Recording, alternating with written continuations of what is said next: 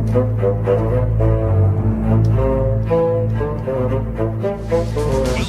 ESPN's exclusive presentation of Circuit City Bowl Week.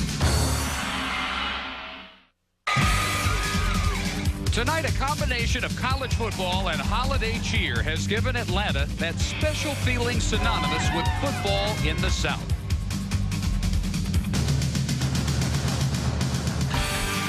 The Clemson faithful have cause to celebrate, as year one of the Bowden era has tendered hopes of a rebirth. The trademarks of the past have been replaced with an offense for the future, but the bottom line remains the same. For the last 9 years, Jackie Sherrill has made the same commitment to the fans of Mississippi State. This season, the Bulldogs have answered the bell, making statements with an attacking defense and the second most wins in the SEC. Tonight, though, second best comes up short of success. Tonight, for the first time in half a century, the Clemson Tigers take on the Mississippi State Bulldogs in the Chick-fil-A Peach Bowl. Mississippi State 20,000 strong on hand. They could have sold twice that many tickets. But without question, the dominant color in the Georgia Dome tonight is that of Clemson orange. This game sold out 3 weeks ago, the earliest in history, and they are ready to see their Tigers.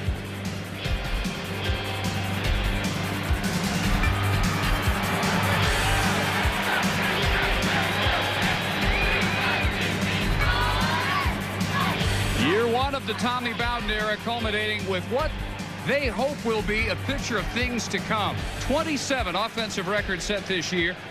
Total yardage up by a third over last year. Points up by almost half over 1 year ago. 6-5, a very thin line between that, and 10-1 with 4 losses by 4 or fewer points in year one under Bowden.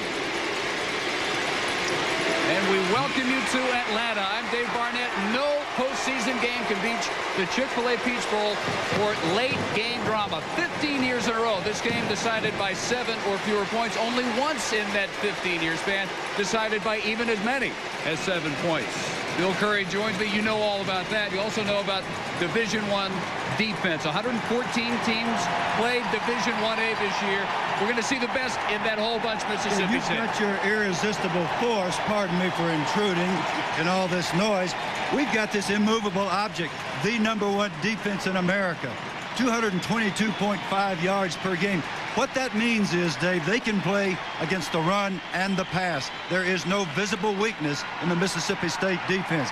And when those cowbells start ringing, those bell cows start running toward the football. ESPN's exclusive presentation of the 1999 Chick-fil-A Peach Bowl is presented by Chick-fil-A. We didn't invent the chicken, just the chicken sandwich. And in part by ESPN Sports Century. 100 years, 1,000 moments in bookstores now. And by Visa. It's everywhere you want to be. Welcome again to the Georgia Dome in Atlanta, the Chick-fil-A Peach Bowl 1999. The matchup out of the ACC, Clemson out of the SEC, Mississippi State. And as the captains meet at midfield, we welcome the third member of our crew on the sidelines with us tonight, Dave Ryan. All right, Dave, thanks so much. This bowl game since 1993 has matched 2 of the best conferences in the country, the ACC and the SEC. That means for the players on the field tonight, a lot of pride is on the line. It also means a lot of trash talking is going on out there. For Mississippi State, the leader is Ashley Cooper in the secondary. He says the ACC is nowhere near what the SEC can do. Even if Florida State was in his conference, they could not go undefeated with the depth and talent of the SEC. All night long, he's going to be going head-to-head with outspoken Clemson wide receiver Rod Gardner. He loves to talk as well. And guys, he tells us it's important for Clemson to throw the first punch. Be aggressive. Be physical at the beginning of this game. Each team will definitely on the field try to get that mental edge. All right, Dave, you know, I think you were struck, too, in meeting those units, the Clemson receivers, the Mississippi State defensive backfield under Jackie Sherrill. I don't think we talked to 2 more confident groups all year. They are confident. They love this noise. They love this atmosphere. And they'll not only be talking to each other, they'll be lighting this place up. This is football in the South. very, very important to everybody concerned.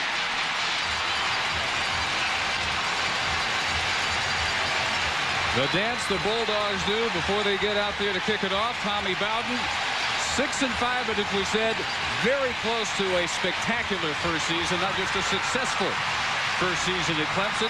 Spectacular last year, though, 12-0 at Tulane. He brought the same attack, same staff. He and Rich Rodriguez masterminding the record-setting Tiger offense this year. 27 school records shattered by a team that for decades has been known for the run. They still run it, but they are better known now for the spread passing attack, which we will see them throw at Mississippi State tonight. Mississippi State wins the toss, defers. Jeff Walker is set for the opening kick. Joe Don Reams is back deep, and we're underway in the Chick-fil-A Peach Bowl. Reams brings it back from the 6 to the 25-yard line, and the Tigers will go from there.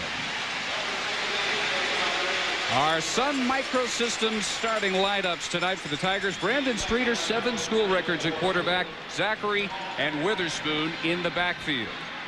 Group to watch, the wide receivers. Gardner, their first 1,000-yard receiver ever. Wofford and Sergalis is the tight end. The offensive line, very small, very mobile. They average 261 pounds. Best of the bunch, the center, Kyle Young.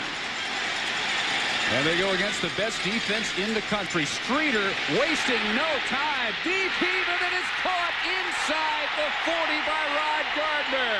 37 yards right off the bat. Rod Gardner, if you're going to talk the talk, mister, you better walk the walk. Rod says we're going to throw the first punch on the chin right here. How do you like this, Mr. Bean? I'm taking you one-on-one. I'm taking you deep. And Mr. Bean will have all night to answer, but the first blow has been struck. Has it ever? Early blows struck right up the middle. The second blow has been struck. This is a Big Ten officiating crew headed by Richard Honig, our referee.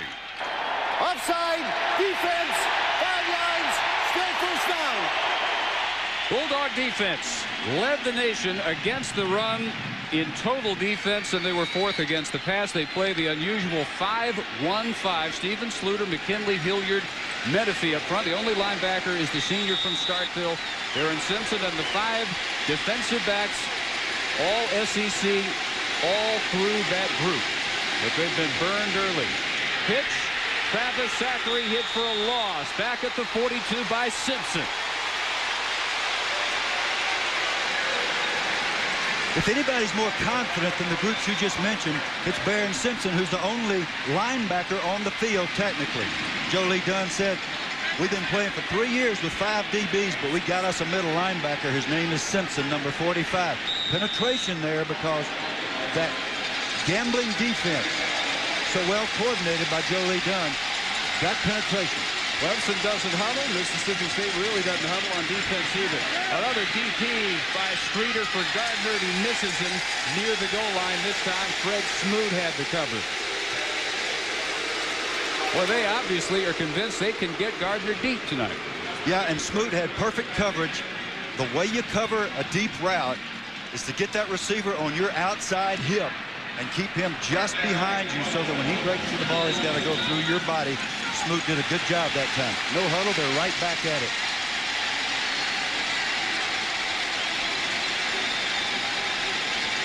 Streeter with 4 wides, well protected. Throw is on target. Mal Royer makes the catch. They're going to mark him out of bounds, though, short of the first down. A gain of 10, but to the 31, and he needed the 29. Smoot was there to knock him out. One of the critical factors in this football game, by design of both the defense of Mississippi State and the offense of Clemson, is the no-huddle concept. What we're talking about is pace, tempo. Nice throw and catch here. Rich Rodriguez very up front about the fact we got to have first downs to establish tempo. It's just like basketball. If you're going to run the fast break, you got to score points to press after the fast break. He wasn't out of bounds. They're going to go for it anyway. On 4th and 2, faking the middle, lob into the secondary, and Smoot picks it off. And returns it to the 11. Zachary rolling around in pain. Now, folks, I don't have to tell you there's some hitting going on this field. Zachary delivered the blow after Smoot came from the backside corner position to pick that off. The ball was lofted entirely too much, which allows the backside corner to fall off coming from the left of your screen right into the middle of the field. Otherwise, Gardner's got a shot at that thing. Zachary came down, made the big hit on Smoot, and he's the one that's still down. You can't get too excited about these things, Dave, but you can't help getting a good bit excited. No, you can't. Travis Zachary, sophomore, their leading rusher both years. Last year as a true freshman. 827 yards, 16 touchdowns they got from him, which was 9th best in the country and one off the school record. Out of Marietta, Georgia, a very strong Georgia flavor throughout this roster, and Tommy Bowden aims to continue that. This is a great boost to his area recruitment. And Zachary has been down quite a while. We'll show you the hit again and what it was that put Zachary down for so long. Smoot picking the ball off now, starting back up the field. He's a little off balance. Terrific blow, hits him with his shoulder, so it hopefully it's just a bell ringer and nothing serious. Everybody playing really hard. And the punches continue to be thrown, all fair and square so far. Holding that left forearm. He is not going to the bench. He's going straight to the locker room. Freshman behind him is Bernard Rambert, who did not have a bad year at all. They were going to redshirt him. They pulled the red shirt off in the Maryland game. He's got to get set to go in. So the Bulldogs take over at the 13-yard line. And Wayne Madkins will keep for big yardage. All the way to the 35, 21 yards on their first play from scrimmage after they surrendered 37 on the Tigers' first snap. This is a very unheralded Mississippi State offense. 88th best in the country. Madkin capable of big plays, as he just showed you. So is Rainey. We'll see 3 tailbacks and a couple of fullbacks. Their receiving crew is headed by Kelvin Love, 43 catches, about 19 yards per catch. McCaskey injured half a year, bad wrist. Butler, a senior, gets the start at the wideout. A huge offensive line. They average 322 pounds. Wes Shivers probably best of the bunch. The senior right tackle out of Brandon, Mississippi. And moving before the snap was the tight end Terrence McCaskey. On the left side, missed half the season with a broken wrist. One of 10 Bulldogs from the state of Georgia. False start on the offense, 5 yards, still first down. Tigers defensively 35th best in the country. McKenzie, Jolly, Holloman, Bryant up front. Where they really excel, though, linebackers. Carson, third the ACC. They all pale compared to Keith Adams, who led the nation, 176 tackles. Robert Carswell not far behind him. A defensive back record, 122 tackles. At free safety, Fox, Polite, Ardley rounding out their secondary. And as we said at the outset, this might be the unit that decides the game. How well this defense does against the Bulldog offense. Not very well so far. Chris Rainey breaks off 12 yards. Before chasing him down was Dexter Polite. Very important how Mississippi State intends to deal with Keith Adams. So far, he's not been a factor, but they'll have a way. Each of the last 2 plays, the boat for the first down on the quarterback scramble and the strong side run, they have forced him back underneath and out of his pursuit angle, which is a good way to deal with it. They can't run strong side every play. Phenomenal numbers, especially for a guy his size. Rainey up the middle, and he would appear to be short by a foot or so on second down. They'll have third and less than 1. Pierce does so very well. Most of his tackles come from the backside. Now we get an end zone shot here. He comes from behind, slips the blocker that was supposed to get down into him, makes the play at the line of scrimmage. 16 tackles a game, 16 sacks, second in the nation, 33 stops behind the loss, first in the country. ACC record. You can go on and on about Adams. They got to keep an eye on him here. Not good at converting third downs this year, the Bulldogs. Rainey won't get it here. Chad Carson's turn for the stop. Yep, these linebackers are tough. And I got to say that Chad and Keith are from College Park, Georgia, which happens to be my hometown. Nice job by Chad stepping up. Keith comes over with an assist again from the backside. Chad Carson has to be the tough guy that takes on blockers and makes plays at the point of attack on the strong side, but he always gets a little help from his friend. Best punter in Bulldog history. Jeff Walker ready to go to work. Reams is back. Waiting for a kick. That will be fair caught at the 17-yard line. Short by Walker standards, 38 yards. We are underway in the Chick-fil-A Peach Bowl in Atlanta. Out at the Georgia Dome, the new Phillips Arena, the transformed skyline of Atlanta. And inside, jam-packed, ready for the second Clemson series, which will begin at the 18-yard line. We'll get a report momentarily from Dave Bryant about Travis Zachary. But Streeter has 5 wideouts and gets it off and throws it away just ahead of the blitz by Barris Grant. He came basically untouched. All right, Rhino, what's up with Travis Zachary? Well, Dave, that report not good at all for Clemson. It's a dislocated left elbow. He is done for the game. They rushed him immediately from the field, as you noticed, into the x-ray room here at the Georgia Dome. That came back negative. They had to put these elbow back into the socket. He's all right, in a lot of pain, but he's done for the evening. A lot of those dislocated elbows going around. That got James Whalen, the Kentucky All-American tight end yesterday. So Bernard Rambert, the new tailback, and close to a first down at the 28, the freshman from Somerville, South Carolina.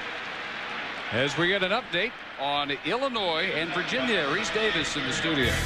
And Dave, Virginia had forced Illinois to punt, but the Cavaliers are penalized for being offsides. In the very next play, the Rocky Harvey picture show. He takes it to the house, 14-7 Illini up in the Mike Run PC. That one down in Miami, high scoring as you would expect. Rambert came close enough to get a measurement for the first down. Really interesting thing about the Mississippi State defense, a big part of their success is attributed to the fact they play so many people. They've already got their second unit on the field. Here we are, the second series. All the backup guys are in there, and they just got gashed. One of the risks you take when you penetrate and you allow your players to walk around, as Mississippi State does, is you might get hit with a trap and a kick out with a good lead blocker, and that's what just happened. Grouping of 3 wide receivers in a triangle over to the right. Streeter throws the other way and throws behind Gardner, covered by Smoot. And you will not see huddles. Pointed it out early. It's really the style of both teams. That's right. What they want to do is dictate tempo. They want to wear you out. Whereas a Wisconsin wants to grind you down with a physical pounding, Clemson and Tommy Bowden want to demoralize you by just constant coming after you. I remind you, Rich Rodriguez, offensive coordinator, said we've got to make first downs to make that happen. Same look. Streeter rolling other side this time, throws on the run, and the catch is made for the first down at the 44. Brian Wofford, the senior, second leading receiver, 54 catches on the year and good for 16 yards here. Now they will run to the football. The Clemson offensive linemen are already up there. When they practice, and I watched them practice, they are shouting at the official, whoever's calling. They say, spot the ball, spot the ball. We're going to call the play right now. The play is already called. They're ready to go.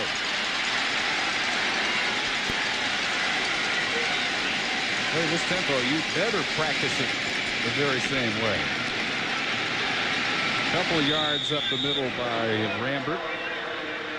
Barris Grant, the backup to Simpson at linebacker. And Dunn said would probably be better next year. Our second group is at least as quick, and a lot of them are even bigger than the starters, which is a very frightening thought for the SEC.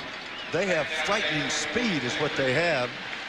Talking to my son, Bill Jr. today, he said, Mississippi State got frightening speed, Dad. Well, he's a pretty good judge of football talent and ability.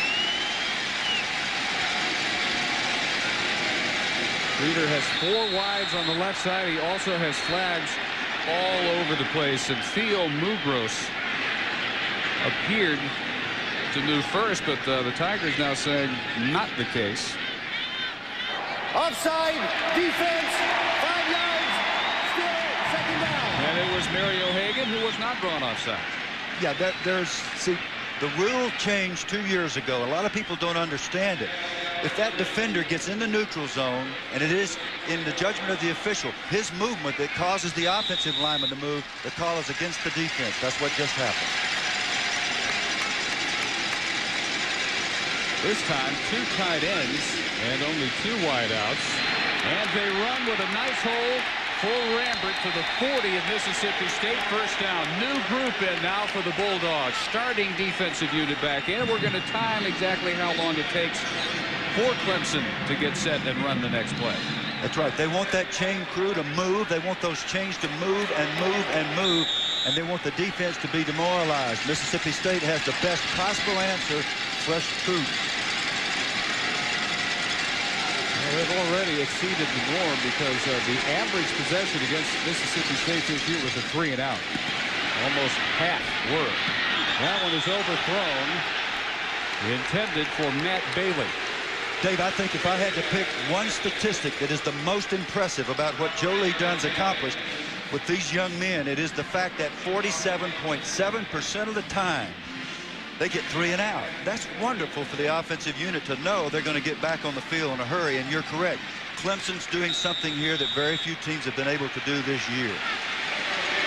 Streeter is out. Woodrow Dantzler is in. Both will play. Obviously, both are playing here in the first quarter. And Dantzler, a completely different threat. He can throw, probably a stronger arm and a running threat as well. And right away, quarterback draw. Bulldog defense ready. They had to be thinking that as soon as he came on the field. They played it well. They're smart. They're well prepared, just like Clemson is. That was a double spread. 3 wide receivers to both sides, or at least 3 people to both sides, spread all the way out beyond the numbers, hoping to get some good alleys for the quarterback draw, but it didn't work that time. You'll see Dantzler periodically in the game for specialized plays. But you're right, Dave. They're not afraid to let him throw it either. 2 tight ends again. Shotgun on 3rd and 10. Streeter well protected. Overthrown was Gardner. And the missed passes this second possession for the Tigers, pretty much all overthrows. Yes, they have been. And this guy's the most accurate passer in the history of Clemson University. Coach Bowden's going to get right up in his crawl right now. Calm down, Brandon. Get that adrenaline regulated and hit the guy. You get a step on that defender, you've got to hit him. He had a step there. He could have had a completion. So from the 40, Ryan Romano on the punt for Clemson. Kenzaki Jones waves at that one, and it bounces out of bounds. They will mark it at the 12. Bulldogs backed up for their second possession. Scoreless, 8:27 first quarter. Scoreless, 8:27 in the first quarter. Clemson and number 16 Mississippi State. That's the highest ranking in the 9 years that Jackie Sherrill's been in charge of Mississippi State. 9-2. Their only 10-win season back in 1940, so they can tie the best ever in the history of the program. Really, the only thing he has not done is win a bowl. 0-4 in postseason. Losing the Cotton last year to Texas. Dante Walker, their leading rusher, the freshman from Clinton, Mississippi, makes his first appearance at tailback and gets the handoff. Bounces off a couple of hits and stretches forward to the 20-yard line. Finally subdued there by the left corner, Alex Ardley. Dante Walker is felt to be by the coaching staff the best possibility of a superstar at the tailback position. He's had a couple of injuries, but he has all the tools. That freshman out of Clinton, Mississippi. Hurt twice early, and still they say only about 85% because of the ankle. When healthy, though, big-time sprint talent. About a 10-3, 10-4 man in the 100. And they try him again, and he is hit right at the line, and it's Keith Adams reading it, coming right up and undercutting Walker. Yeah, in the duel that we set up before the game between Justin Griffith, the fullback, and Keith Adams, number 43, chalk went up for Keith. Justin's job here is to read this. He thinks he can get through that hole. He doesn't quite make it. Keith just bides his time like good defensive players do and eases back out and makes the play. Nothing particularly violent about that one, although he's capable of it if necessary. Well, they spread the backfield now on 3rd and 3, and Madkins has to drop that one off as he had Adams wrapped around his ankles. Had to throw it away. And how do you lead the nation in tackles? And how do you have 33 tackles for loss? Just like this. Look at the intensity in the eyes. And when he decides to move, the closing speed is like a rocket. And that quarterback will be remembering that for a long time. Those are his knees right there. You saw Reggie Herring lobbying for intentional grounding. Didn't get it. Walker's on the punt from near his goal line. A much better effort this time. Boy, Greens all the way back to the 26 for the fair catch. 54-yarder.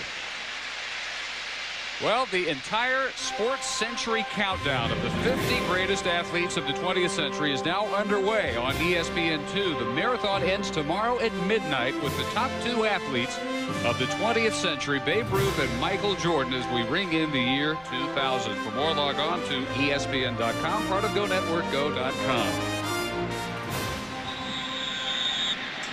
Tigers at the 22. We'll see what kind of pace they establish this time.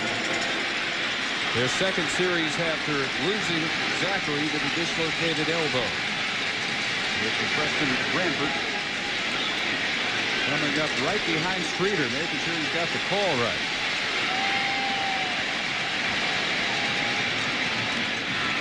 Important for him to get it right, because he had to plow right in the thick of the Bulldog defense, which he does all the way to Josh Morgan's spot at free safety. Well-blocked running play. Again, this is exactly what Ole Miss did to Mississippi State early in that game to take a healthy lead, which they could not hold. Another advantage of no huddle is plenty of time to get your audibles called. That's what happened on the previous play. Shotgun draw turns into a reverse. Ryan Wofford should have the first down. They're going to give him the 39-yard line. Where Smoot got him. It's only a matter of time till Tommy Bowden calls something like this, a fast-flowing defense. You get a reverse in there quickly to make them understand you better stay at home. You better have somebody on the backside. And they had a blocker for the contain man that time. Very well blocked play. Ellis Wims, number 92, was in good position to make the play, but was blocked. And a timeout call by Mississippi State. They've got some things to discuss. 6-11 in the first. $12,000 tuition scholarship. Half of that absorbed by Berry College and half by Chick-fil-A. Thank you so much, sir, for joining us. Happy New Year. That's all. Thank you so very much, Dave. Back upstairs, guys. And you see the Tigers pick up the first down, and that was all Rod Gardner. Made it just about on his own with Robert Bean being dragged across midfield, and they'll give him right to midfield. And what we're seeing now is the patience of the Clemson offense. They take a couple of hits in the backfield. They don't panic. They just keep going with their offense.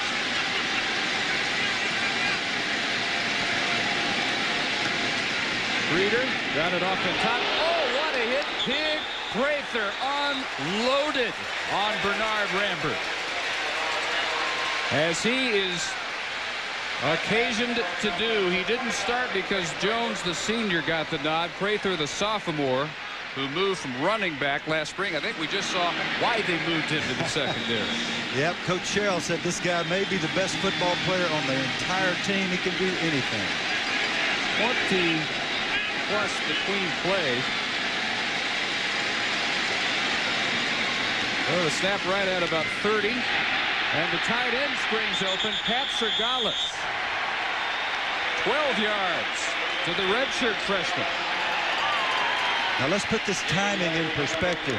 The NFL snaps the ball in theory every 45 seconds. In college football, the officials use their discretion. They wind the clock at the discretion of the referee. That just happened.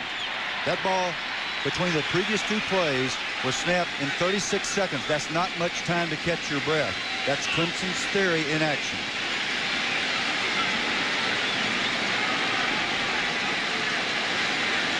Time him again after this play. Clock rolling now with a first down at the 38. Rambert, maybe a yard. So the clock running. We'll see how long it takes the Tigers to get right back out there. First unit back on the field for the Bulldogs. We asked Coach Bowden, what's your goal? What are you shooting for? He said, well, it's different things at different times. If we want to really wear them out, then we'll try to get plays in and out quickly. If we're trying to execute a certain kind of offense, then we may shift units, and that's what you just saw happen, and we may take a little bit longer. But in any event, it's not very long. They're going to get this one snapped faster than they did the last one. The play clock will rarely, if ever, be a factor, you would think, for Clemson. Streeter looking deep. Gardner will draw a flag. Ron Gardner.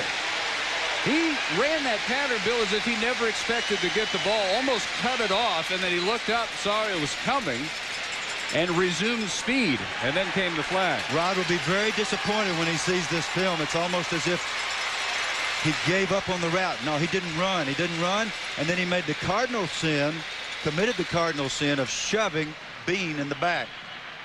So chalk up on to Mr. Bean there. And I suspect that the conversation between those two continues. There'll be a more heated conversation between Tommy Bowden and Rod Gardner. That is the other one. That's well underway down there. Well, I worked with Tommy for 4 years, and he coached our wide receivers. And he has a few things that he just does not tolerate, and that's one of them. He's still after him. You know, if he doesn't give up on that, that's at worst a jump ball. Got a chance. So you back up and look at 2nd and 24 movement. And across the middle, Wofford breaks free. Brian Wofford breaks a couple of tackles to the 20. If the play stands, it's 32 yards.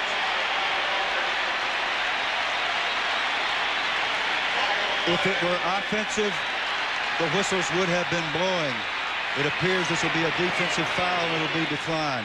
Marvelous poise by the Clemson offensive unit. And one of the things that Joe Lee Dunn said was this is the best coached offensive team we've seen this year. They know what they're doing, they're poised, and they execute. What a great makeup right there on Gardner's mistake. Dave, so many times you'll see a situation like that and the offense jumps around in response to the defense. The training is to sit in there. Wonderful job by Rich Rodriguez and his offensive staff for Clemson. So they snap it from the 20 of the Dogs. Nice play fake by Streeter. And the completion to Sergalis, who was near another first down at the 11th. Hit there by Simpson.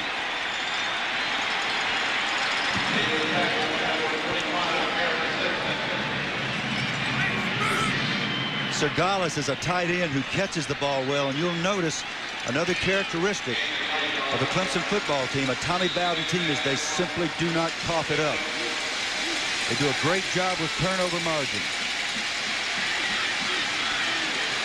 In fact, they have gone from one of the worst in the country to one of the best in 1 year in turnover margin. Rambert, no gain. Undercut by Kevin Sluter, the right tackle. They were +9 on the year. They turned it over 17 times. That's not much in 11 games, and 3 of those were deep balls that were thrown into the end zone at the end of a half or end of a game. And then they got 26, so they're +9 for the year. Last year, -11, 103rd in the country. This, the 12th play of this drive. And again, Mississippi State not used to being out there anywhere near this long. They're used to the quick 3 and outs, their trademark. Ultra tight set right now by the Tigers. And it works. They get the blocks they need to get Rambert inside the 10 and set up 1st and goal.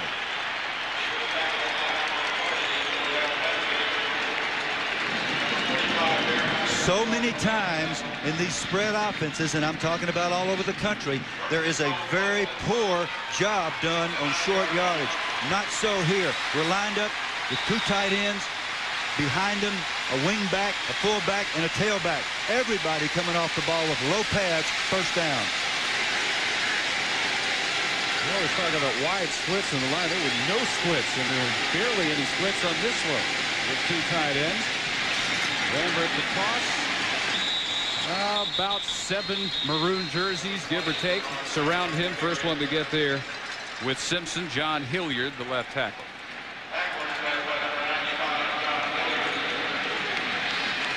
Mississippi State's offense, not one that puts a lot of points on the board. So everything you get against Jack and Sherrill's defense looms pretty large. They are used to the low-scoring, close game.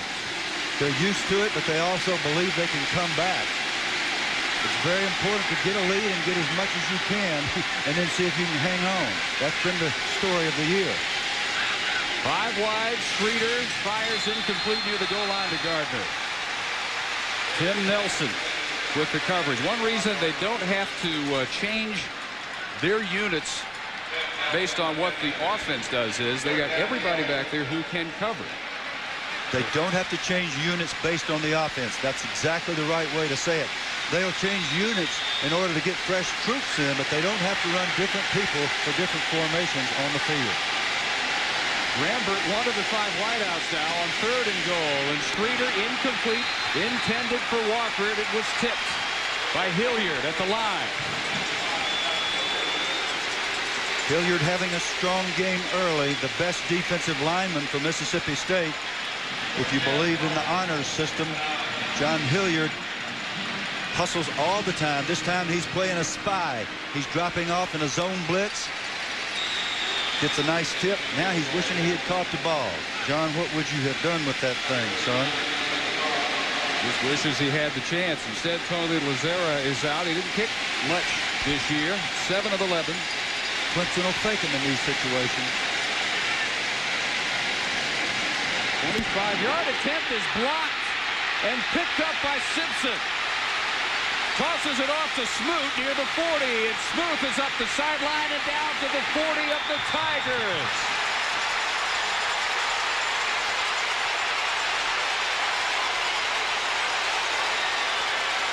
Their 7th block kick this year returned a total of 44 yards. Clemson had 6 kicks blocked this year. This one came off the outside. The ball bounced up in a real fortuitous manner into Baron Simpson's hands. Then he did, right off the outside, Bean, a little payback for his early embarrassment.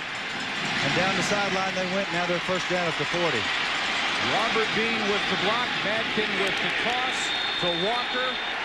Knocked down for a loss by Adams. They were pretty confident that they could deal with Keith Adams. Nobody has this year, and so far they haven't either. When we asked, what are you going to do about Adams, they said, we're not changing anything. Well, maybe they should have. He is everywhere, or in the Southern vernacular, the man is everywhere. He's coming off the outside to the strong side, which he did then. He's lining up weak side, which he did on previous snaps, and he's back on the weak side now. With the final play of the 1st quarter, Madkins gets it off to Walker, beat the blitz. Walker to the 36. Yeah, Walker's very upset because he had an alley and he just flat fell down. He tripped over his own feet, and you can tell that he's certainly not 100%. And that will end the 1st quarter. So the Tigers with a scoring chance, turned away by Robert Bean's blocked field goal. And a big return as Jackie Sherrill's Bulldogs thinking about the first score of the Chick-fil-A Peach Bowl. As we head to quarter number 70,000 plus back at the Chick-fil-A Peach Bowl in the Georgia Dome. We move to the second quarter. Mississippi State after the the field goal attempt by the Tigers. We'll snap it on third down at the 36-yard line of Clemson. They need 7. And they need to take advantage of this big break they got. Offensively, they have not done much at all. All Clemson producing yardage so far. Madkins retreats all the way to midfield, and lucky Polite didn't pick that one off, and Dextra extra upset at himself that he didn't get that one. Let's go down to Dave Ryan. Well, guys, a complete turnaround of emotion here on the Mississippi State sideline. It seemed quiet, mellow, without really any spark until the blocked field goal by Robert Bean after that long drive by Clemson. Not a lot of emotion down here, but after that, a complete explosion. Everyone has a smile on their face. Looks like they turned things around emotionally. Well, that was the only mellow place in the Georgia Dome, if it was even for a moment. I didn't feel much mellow around here, but what happened is Clemson got them stopped and they couldn't capitalize on the great field position. Walker will try to give Clemson a terrible field position. He just may do it. This is going to take a bulldog hop, and they'll kill it at the 10-yard line. Down there by Connor Stevens. Circuit City Bowl Week continuing tomorrow on ESPN with a bowl game triple header starting at 1:30 p.m. Eastern. Colorado takes on 12 for Bowl Week. And we are in the thick of it now. Brandon Streeter, 8 of 18 in the first quarter for 127 yards. Rambert on the toss sweep. A good start. Out to the 16. To the studio, and Reese Davis. Reese. Well, Dave, back to the Micron PC Bowl, Illinois and Virginia, and I guess Ryan Turner had some time to draw up some new ball plays. Kurt Kittner hands it off to Brandon Lloyd, former high school quarterback, lays it in there nicely. Kittner takes it in. He's thrown another touchdown pass, and Illinois is laying the wood on the Cavs. Boy, Ron Turner full of tricks. Ron Turner's a good coach. Real good this year. Second and 4. Batted down, almost intercepted. Real close to a touchdown, perhaps, for Tommy Galladay. First quarter numbers. Total yardage, 156 to 46. 9-1. Clemson, first down, and yet no points. I was just about to say, guess what, Dave? Guess what the score is? None of that means anything. That's right. That's what great defenses, they may give up some yardage, but they don't give up many points.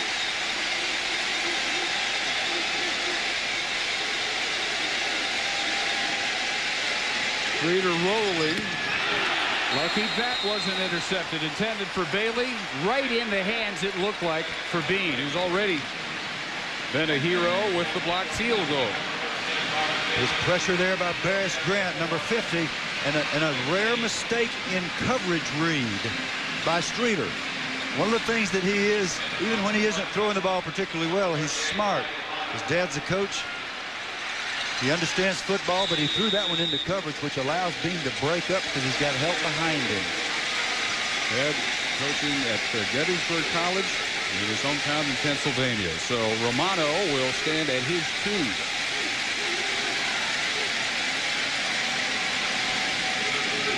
They come after him, but he gets off with beauty, and he backs Big Prather up near the 35. Flag is down as Prather winds his way across midfield. Another flag is down. In fact, a 48-yard punt. Prather returns 15. But Richard Honig's crew has a few things to sort out. Bodies flying all over this place, David. These kids are playing so hard. And sometimes you get a little over anxious and you hit somebody in the back, or you hold it up, block in the back. There you are. Nice return by Prather. Coach Sherrill felt like he might be the best running back last spring, but they need him on defense. So what was a terrific field position the Bulldogs would go from. Now turns into just so-so. 35-yard line after the penalty. Still scoreless. And by Dodge. Do not follow. Do not conform. Be different. Nothing in the Georgia Dome, and during the timeout they worked on the right shoulder of Brandon Streeter. He broke his collarbone against North Carolina in week 4, missed 3 games, not as much as expected. But he thought might miss the year, in fact, and he came back only to be injured again later. So Dantzler warming up throughout that timeout. Movement right side of the line. Prior to the snap, false start on the offense, 5 yards, 1st and 15. By the right tackle, Wes Shivers. You know, I've never heard of a player with as serious injuries, and 2 of them in the same season, to come back the way Brandon has. So he's a very courageous young man, but right now something's bothering him. He's not nearly as accurate as normal. Well, what a harrowing tale he spun for us the other day about the dislocated hip. Miracle even walking. Deep, just overthrown, intended for Terrell Grindle, the freshman from Hattiesburg, covered by Alex Ardley. He had a step or 2 on Ardley. Streeter throwing about 2/3 of the down so far, and has taken a few hits.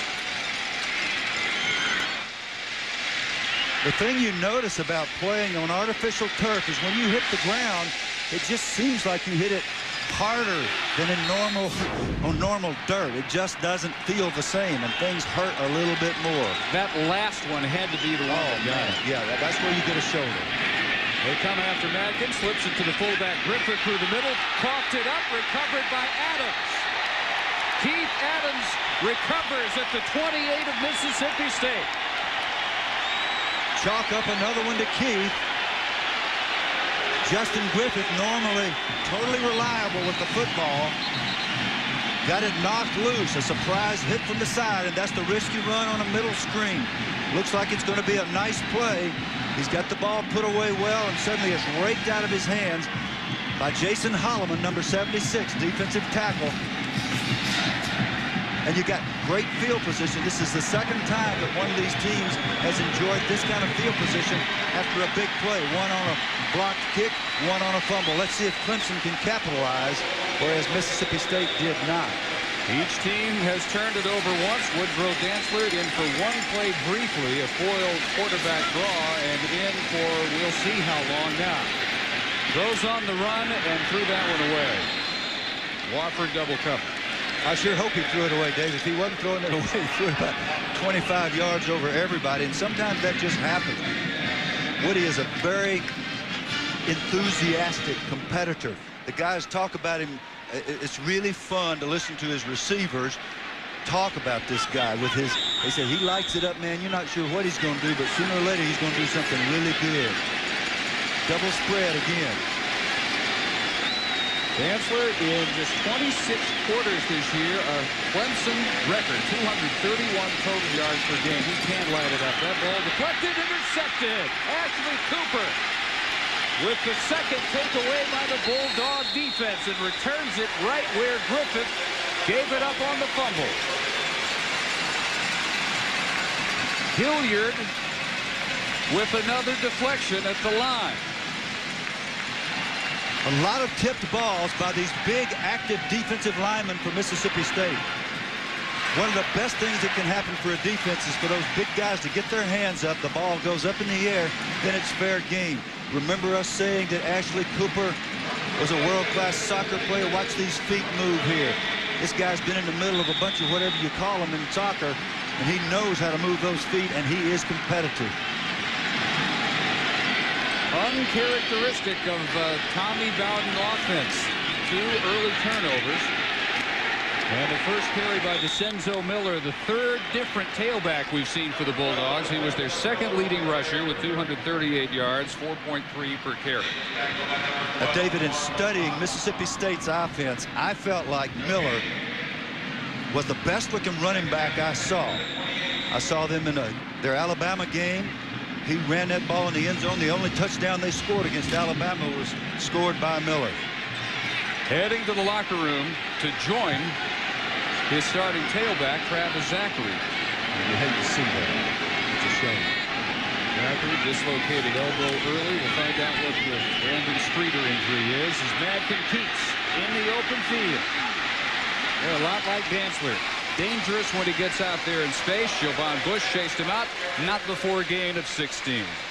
Brandon Streeter's condition, we'll find out now. Dave Ryan. Well, Dave, trainers are taking him right into the same place we saw Zachary going a few minutes ago. They're going for x-rays. They say a tender right bruised shoulder right now, and he can't throw without a lot of pain. They're checking the collarbone as well. And guys, it's so frustrating for Brandon Streeter. When he found that he couldn't go back in the game after the turnover by Miss State, he kicked over a couple chairs, screamed out loud in frustration. A very difficult time for him. He's been hurt so much this year. Not the way he wanted his Clemson finale to go. Madkin with another give to Miller. A couple yards off tackle. Hardly on the tackle. So the defensive unit's always fresh for the Bulldogs, and so are the tailbacks. Rainey started, Walker in shortly, and then Miller. Good block by Griffith there in our little duel that we've talked about. He was assigned to Keith Adams. He got the kick out. It was a modest gain, but a nice block by Griffith, the fullback, on Keith Adams, the master tackler. Griffith, they consider a tailback running talent. He just happens to be playing fullback at 220 pounds. Madkin hit for another loss. Chad Carson's turn this time, the third leading tackler in the ACC, 128 stops for the year. You can block one of these College Park linebackers, but you can't block all of us. I had no idea how inspiring the Bill Curry College Park example was. Well, if they saw me play, you'll know why they moved me back to offensive center. I couldn't run like either one of these guys. Nice play by Chad. Another good pickup by Griffith on Adams, but you got to block both of them. Chad's made two big plays in this game.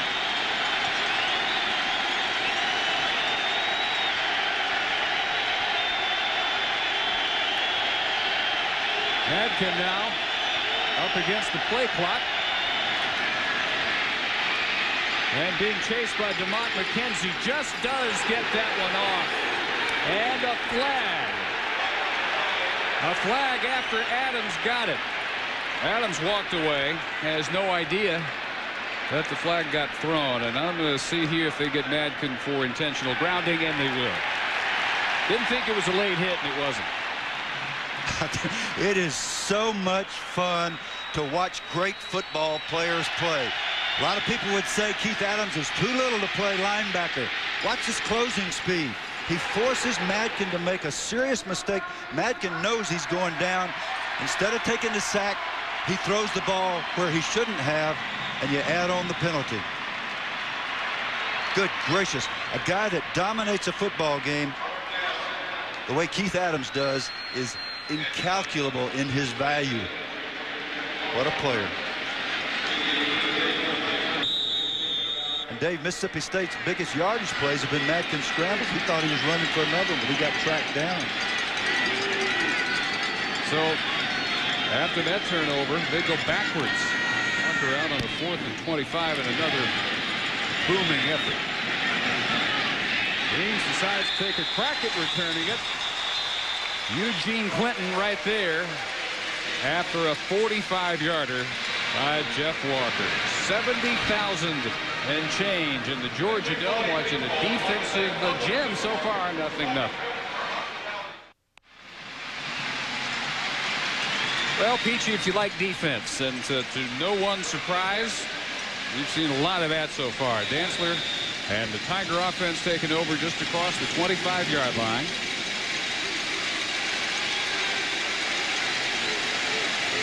With two tight ends, they either play two tight ends or none. And they go with the running set and the running play for Bernard Rambert in short yardage.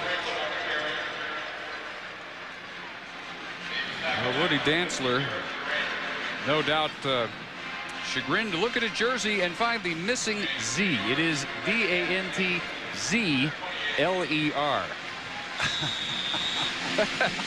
That has got to be so disillusioning. Woody's mom will be speaking to the equipment man about that, I'll promise you. Hansler deep for Gardner, and after he got 37 yards on the first play from scrimmage, they have kept tight tabs on Rod. We check in with Reese Davis in the studio. Well, Dave, George Welsh has never won a game in the state of Florida, and it doesn't look as if he's going to start in this one. A bad snap on a punt. Donnie Scott tries to make some chicken salad, but he gets it blocked. It set up a touchdown. He got another punt block to set up another touchdown. It's 41-7 late in the second quarter. Illini up. Mercy. Here's Dantzler as he tries to scramble. Can't get any room. Barris Grant had him, the backup linebacker. Yeah, and you begin to believe what Joe Lee Dunn says when he says, my backup guys can outrun the starters. Is he faster than Barron Simpson? He just might be. That's not his first big play of the day. May not be his last way he started. No, I don't suppose he'll be slowing down anytime soon. 3 and out, Romano. Very high kick, and Prather has to call fair catch. Bobbles it, still loose. Tigers breathe a huge sigh of relief, for the Bulldogs do. They get the recovery by Sean Birdsong. After Prather muffed the 41-yard punt, Birdsong there to jump right on it. Jackie's going to tell the official, I think, that there was interference on this play, that the Clemson player got too close. I don't think so. Nope. No, that's probably not what he said, because it really wasn't even close enough to. So I'm not sure what Coach Sherrill's problem was. But it's tough to catch punts in this building or any dome. It's tough to catch deep passes in this environment if you aren't accustomed to it. Madkins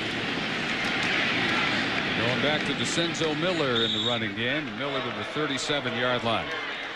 Well, coming up New Year's Day here on ESPN, 11 a.m. Eastern, the 2000 Outback Bowl. Heisman finalist Drew Brees leading 20th ranked Purdue against number 24 Georgia. Purdue's Joe Tiller, a perfect 2-0 so far in bowl games at Purdue. Dogs looking for their third bowl win in their last 4 tries. Coverage beginning at 9:30 with Bowl Game Day. New Year's Day here on ESPN, your home for bowl week. Georgia in an offensive shootout with Virginia in this game a year ago, 35-33 winners. Rodney Feaster on this stop of Miller, setting up third at about 6. These linebackers, when you start to get that reputation as kind of a linebacker U of the South, then the young guys want to see if they can't keep pace with the people like Keith Adams, like Chad Carson. Keith back in the game now. They give him a blow every now and then, but not for very long, and especially not on 3rd and long. Bulldogs trying to convert their first 3rd down of the night. Here comes Adams again. Bounced off this time. Madkins' throw on the run is caught by Miller. 24 yards as he tightropes the sideline. Just gets a toe down at the 38 of the Tigers. What a great play by Madkins. He knows he's in trouble here. Here comes Adams here. Right through the A-gap. Uncharacteristically, he leaves his feet. Madkins a little faster than he thought. Madkins throws the ball in the only place that his man could catch it and nobody else. Nice play by the quarterback. Official right there says the toe touched inbounds. Madkins going deep to the other side for Love and just overthrown. Kelvin gave it the full layout that time. Covered pretty well by Polite. Marvelous coverage by Dexter Polite. Good extra effort by Kelvin Love. And I must say, a very good throw by Madkins. As Coach has said, the guy throws the deep ball well, and he's just getting better all the time. Jackie said when he begins to match his quarterback play to his physical and mental talent, he'll be an outstanding quarterback. Right now, he's still learning. Madkins not really establishing anything through the year so far.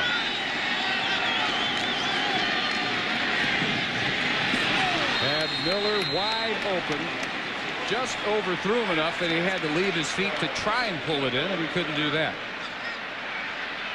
Well, what Keith Adams has done, right in line with what has been the tradition, at least this decade, at the Clemson linebacker position. He's their 4th All-America. Levon Kirkland started it off, 90 and 91, joined that year by Ed McDaniel. Anthony Simmons, 3-time All-America. He had the single-season record that Adams has broken tonight for tackles in 1 year. Keith Adams at 179 and counting.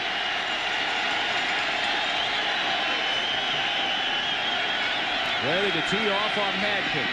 Carson, he still gets it off. And no flag for grounding this time, or now there is a flag.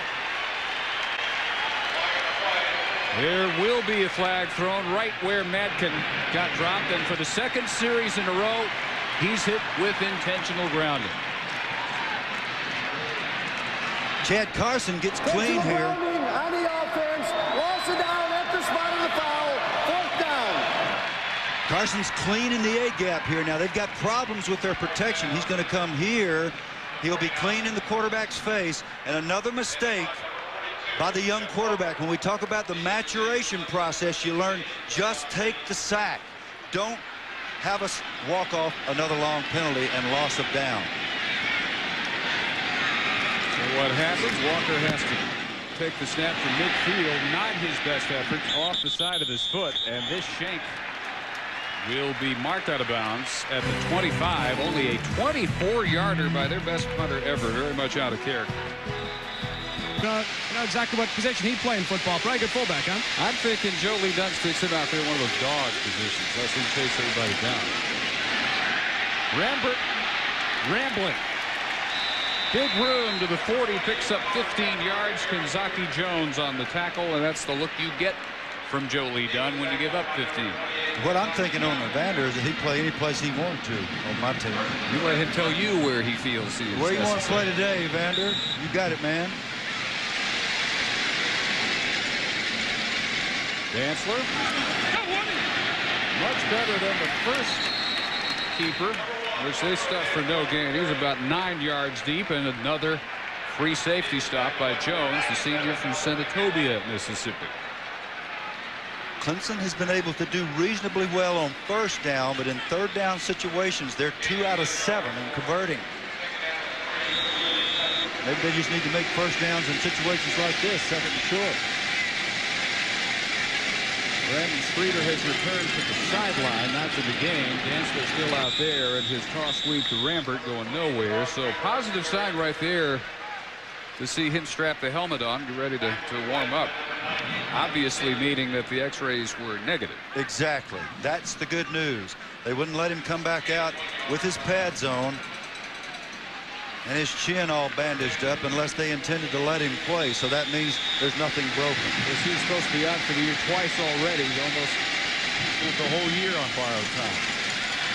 Fake shotgun draw. The drop by Sergalis. He had it right between the 1 and the 3, and he had the 1st down and at least another 5 or so, and forgot to hang on. Sergalis has got to make that catch. That's 3rd and short. All you got to do is look the ball in your hands, make the 1st down. It was a tough catch. The ball was thrown nose down, and it may have been thrown a little bit hard, but you got to bend your knees, get down to the football, and make the catch. Pat Sergalis, a redshirt freshman. He's been around a little longer. He'll make that catch. Prather bobbled the last Romano punt. Fortunate for him, Birdsong made the quick recovery. Misses this one down, hit immediately. Still manages about 4 yards on the return. DeMarco Fox down there for special teams. Yeah, we've had excellent coverage by both these units today. Good job.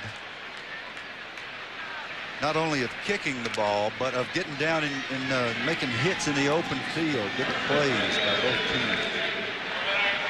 Not such good field goal protection by Clemson, however. Really, the story so far, missed opportunities after turnovers. 2 by Clemson, 1 by the Bulldogs. And a block kick turned in by the Bulldogs special team. Nothing on the board so far. That one's incomplete through the hands of the freshman tight end Donald Lee. And Wayne Madkins' numbers continue to suffer through the air. Only 3 of 11 now, 29 yards. Check in with Dave Ryan. Well, guys, in speaking with quarterback Wayne Madkin, he feels his on-field and especially in-huddle composure is crucial to the team's success. If things are not going well, a missed assignment resulting in a sack. They've had some struggles in this game so far tonight against Clemson. He's really got to keep on an even keel. He feels that even emotional level really helps keeps his team in check. Movement by the tight end. Donald Lee not having much of a series. That's a very kind way to Right say at it. the snap, false start on the offense, 5 yards, still second down. Donald's out there fighting all this noise, and the fact that he hadn't played much so far in this game, maybe he just watched his counterpart Sergalis drop the ball, so he drops one. Honest to goodness, that kind of stuff gets in a kid's mind. He's a true freshman. And like I said before, Donald will do better when he's been in this situation more. 8 penalties already against State. And on 2nd and 15, here comes the blitz. Madkin, chased by Carson, gets it off right to his own bench. He is under as much heat as the quarterbacks that play Mississippi State normally are. Yep, they really are not doing a good job up front offensively of picking up Clemson's pressure. Reggie Herring said to us, Dave, I don't think we can give up 21 points and win this game. Well, so far they've given up 0, and they've given up very few yards. And one of the reasons is the offensive unit for Mississippi State simply has not dealt with what they've seen up front. People have been coming clean. They don't even have to beat anybody.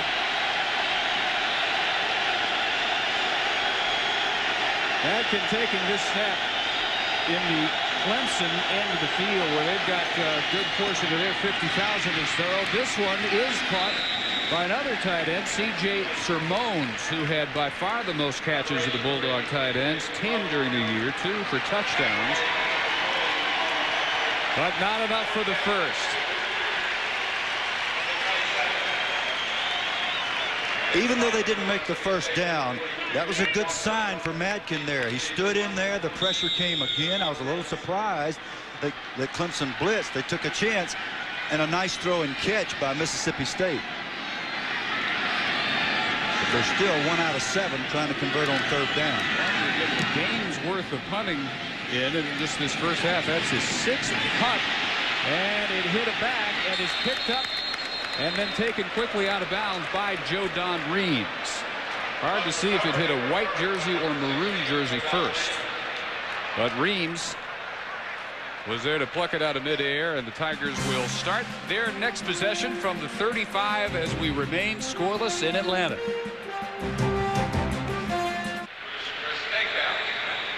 Back at the Georgia Dome, and in the Clemson huddle on the sideline, and in for another series will be Woody Dantzler. Although we saw Streeter come back out, take some warm-up tosses. And available, but Dantzler remains the quarterback. Tigers very lucky not to have coughed it up on that last punt. And Rambert, another good first-yard gain, picks up 9 yards. Josh Morgan, the free safety, made the tackle. Most of the time in a game like this, what you're going to see is that a kicking game mistake will be the difference. Watch Mike Seth, number 81 right here, has no idea where the football is. The returner surely is shouting poison, poison, which means get away.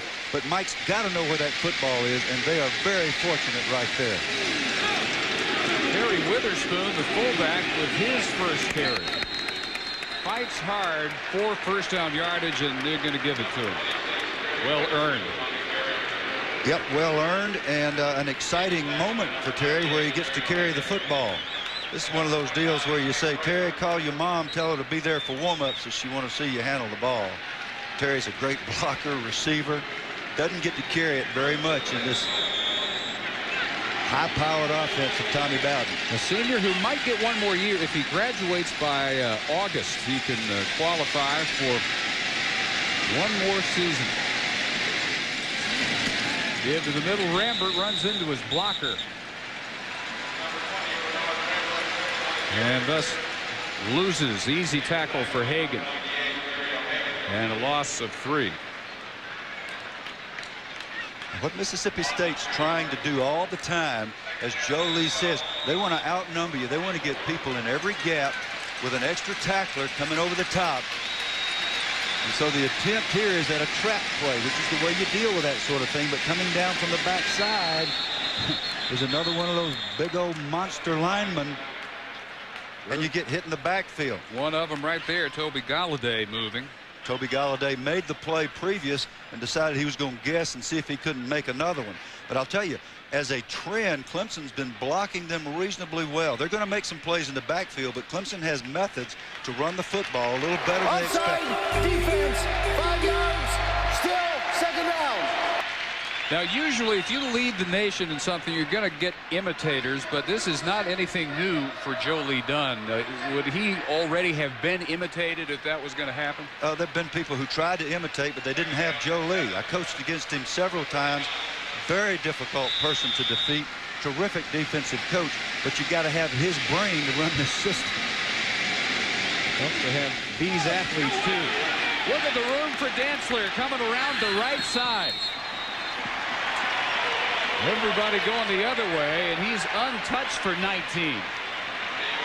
One of the risks that you run when you allow your players to line up wherever they want to is you let an athlete like Woody Dantzler get the corner on you. This is a no-no. You got to have somebody to contain and turn a number 1 like this, like Dantzler, back to the inside. Didn't happen there. Long game. Scoring range. They've been there before. Dantzler, another keeper. Keeper all the way down to the 28.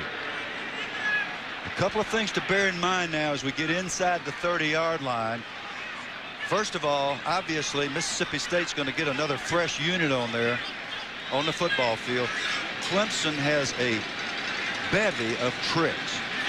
Trick plays, trick formations, whether it's out of regular formation or whether it's out of kicking formation. And they're already ready to run the next play. 5 carries, 24 yards for Dantzler. 0 for 4, though, through the air.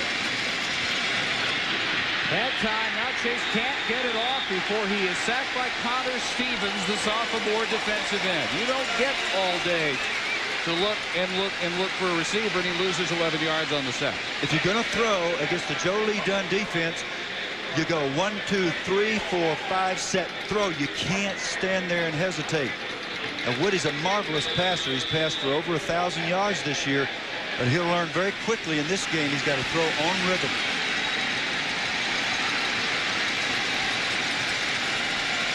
Third and 18, needs his first completion here. Hit again by Stevens again.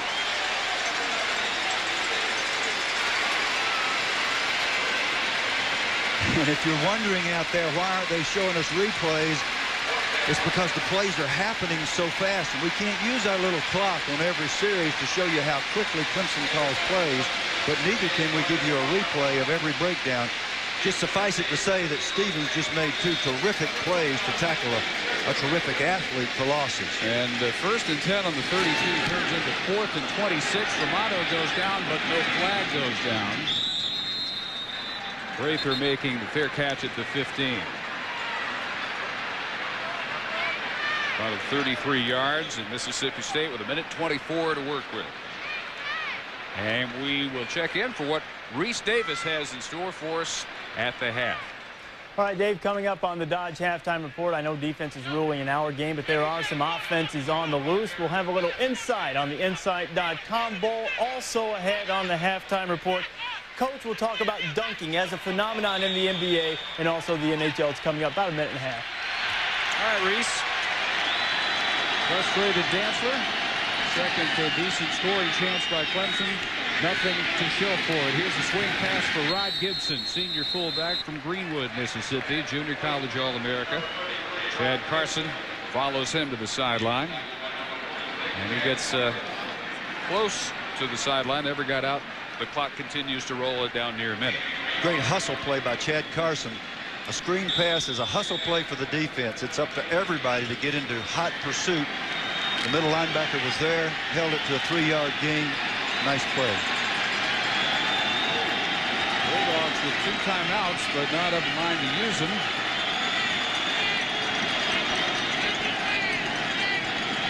Clemson sitting on all 3 of their timeouts. Flags are down. DeCenzo Miller carries to the 20. Flag stopped the clock at 33 seconds.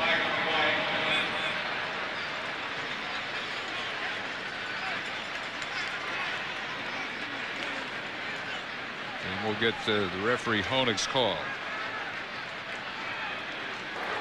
Offside on the defense. 5 yards. Still second down. DeMonte McKenzie, number 35, has had some success guessing with the quarterback on the snap count. He's been in the backfield a couple of times, made nice plays prior to that one. Guess wrong that time. So little time, though. Not much the Bulldogs can do to take full advantage. And they don't get anything on this Miller carry. Now, Clemson's going to call time here, hoping to force a punt. Jason Holloman's having a career game. Nice play by Jason. He's been all over the field. Big defensive lineman. Really a little surprised Clemson wasn't calling timeouts early. They had all 3, and they could have forced this punt with a lot more time on their clock to work with. Yeah, they could have, but they could also be seeing Grindle run down the field behind Ardley again. You don't want that. You don't want to give him a chance to do that.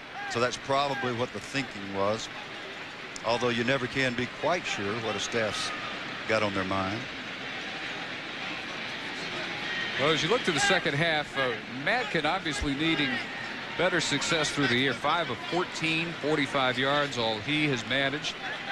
Dantzler has had no success through the year, but he has been a dangerous runner. And Rambert, for the injured Zachary, 62 yards on 14 carries. Mind you, this against the defense that gave up 67 yards per game this year to lead the country. Yeah, but you know what? They got knocked around by Ole Miss. And you can bet Clemson studied that film, and what they're doing is running their base offense. They're not using as much down blocking and kicking out as they are just zone blocking and getting in those gaps and stopping people from penetrating. That's how they're making the yards on the ground. This will be the 29th snap by the Bulldogs. 49 by Clemson. But again, nothing to show for it on the scoreboard. Griffith will get the stop at 9 seconds.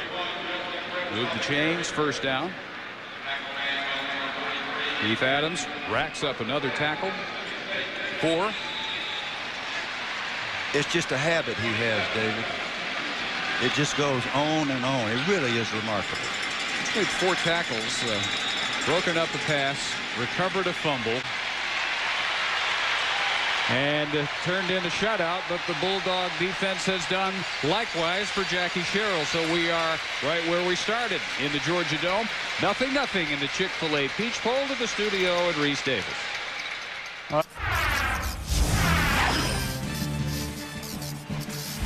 Clemson and Mississippi State are 0-0 in the Chick-fil-A Peach Bowl 1999 edition in the Georgia Dome in Atlanta. And we're set for the start of the second half. Expecting there to, at some point, be some points to talk about. Welcome back to Atlanta. Dave Barnett, Bill Curry. No points so far. Deepest penetration by the Bulldog offense, the Clemson 36. Clemson early had it at the 9. They had a 1st and goal. That possession's in a blocked field goal, and that started a series of missed opportunities. Missed opportunities is the name of the first half. Absolutely horrific offensive numbers, obviously. A block here from Bean to Simpson to Smoot. It's not exactly Tinkers to Evers to Chance, but it's field position. It came to nothing. Clemson with good field position, intercepted by Ashley Cooper. Nothing. Clemson with good field position, again inside the 40-yard line 2 consecutive sacks by Connor Stevens. And Tommy Bowden wants to know, why can't we throw the ball? So hopefully the offenses will start to click and a little poise will be shown here in the second half. Otherwise, we could be here a long, long time, David. Brandon Streeter x-rayed during the first half after a blow to the shoulder, but back warming up. He did not return to the game after he left and went to the locker room. He did return to the bench, but Woodrow Dantzler completed the half. Streeter 18 first quarter passes and then 0 for 2 in the second quarter before leaving. So we're underway. Pick Prather returns it from the 2. Dante Walker out front to block. Prather to the 47-yard line. 45 yards on the return, ended by Joe Don Reeves. When you have a game like this, when the offenses are struggling in such severe fashion, invariably a big kickoff return, a block kick, some sort of special teams play will make the difference. And you see why Pig Prather was an outstanding offensive back. When he has that football under his arm, he remembers how to make those cuts. And here's Mississippi State once again with excellent field position. Football is a game of field position. When you normally start a drive here, you got a very good chance of scoring. Wayne Madkins to the air on first down, or so he hopes. Does get it off. DeCenzo Miller with the catch, breaks the tackle, up the side, first down and more to the 37th. A gain of 16 and an excellent offensive start to the second half. And let's check in below with Dave Ryan. Well, David Bill, Jackie Sherrill, the head coach of Mississippi State, was very disappointed in his team's offense in the first half. He said protection against the Clemson pressure was a big problem. They've got to do a much better job of controlling that. Also, in the first quarter, 30 plays for Clemson's offense, just 10 for MSU. That has got to change. Also talked with Clemson defensive coordinator Reggie Herring. He said, we're not doing anything special. We just got to keep this game going into the fourth quarter, keep it close, and we'll be right there with a good shot to win it. Got half his wish. It is close. And this is equal to the closest the Bulldogs have been to the Tiger goal line. 36-yard line. Mackin over the middle. Huge hit after the catch by Trey Belcher. Turned in by Charles Hafley, the backup to Fox at strong safety. And it's Hafley who's got to be helped up. Right now, Hafley's seeing a few stars and maybe a little burner on his shoulder. They need to get somebody out there to him, as they have promptly. Just one of those head-to-head collisions. Perfectly legal play, but it's sure tough on the old spinal column, and it rocks your whole system. Excellent break on the ball. Good concentration to make the catch by Belcher. Hafley is shaken. It's a very bruising game from the opening kick. SEC pride up against ACC pride. We've seen that evidenced on the field. You coached, you won in both leagues. How much is there to that rivalry? Well, I played in the SEC and I have coached in both leagues. You're exactly right. They really want to beat each other. The ACC's always had a little bit of inferiority complex in football, I think. SEC doesn't want to lose to anybody, so that's why they play so hard. Hafley still down, at least in a sitting position now, as we remind you, Circuit City Bowl Week continues tomorrow here on ESPN with a triple header starting at 1:30 Eastern. The Insight.com Bowl, Colorado, number 22 Boston College. At 5 o'clock, the Access Liberty Bowl, Colorado State, number 14 Southern Miss. 8:30 Ole Miss and Oklahoma in the Sanford Independence Bowl. Our bowl triple header coverage begins at 1 p.m. Eastern Time, bowl game day. ESPN and ESPN2, your exclusive home for bowl week. Hafley finally over to the bench as the Bulldogs get a 2nd and 7 lined up with Madkins in the shotgun.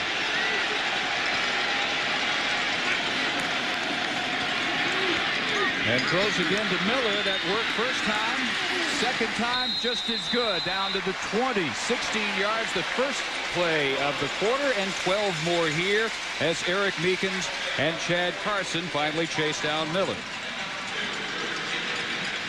The big guys love to get out and get in front of their guys. Wes Shivers, number 68, the right offensive tackle, does a good job of kicking out right there. You see him on Carswell.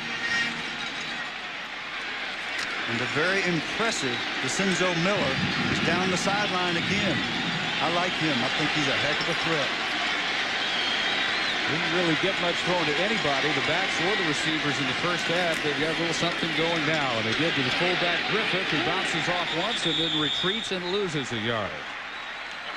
Griffith is one of the featured playmakers, and he's been held in check all night long.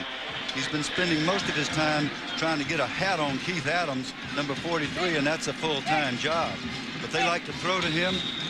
That time he had no help up front, actually lost a yard. Jackie Sherrill charting every play.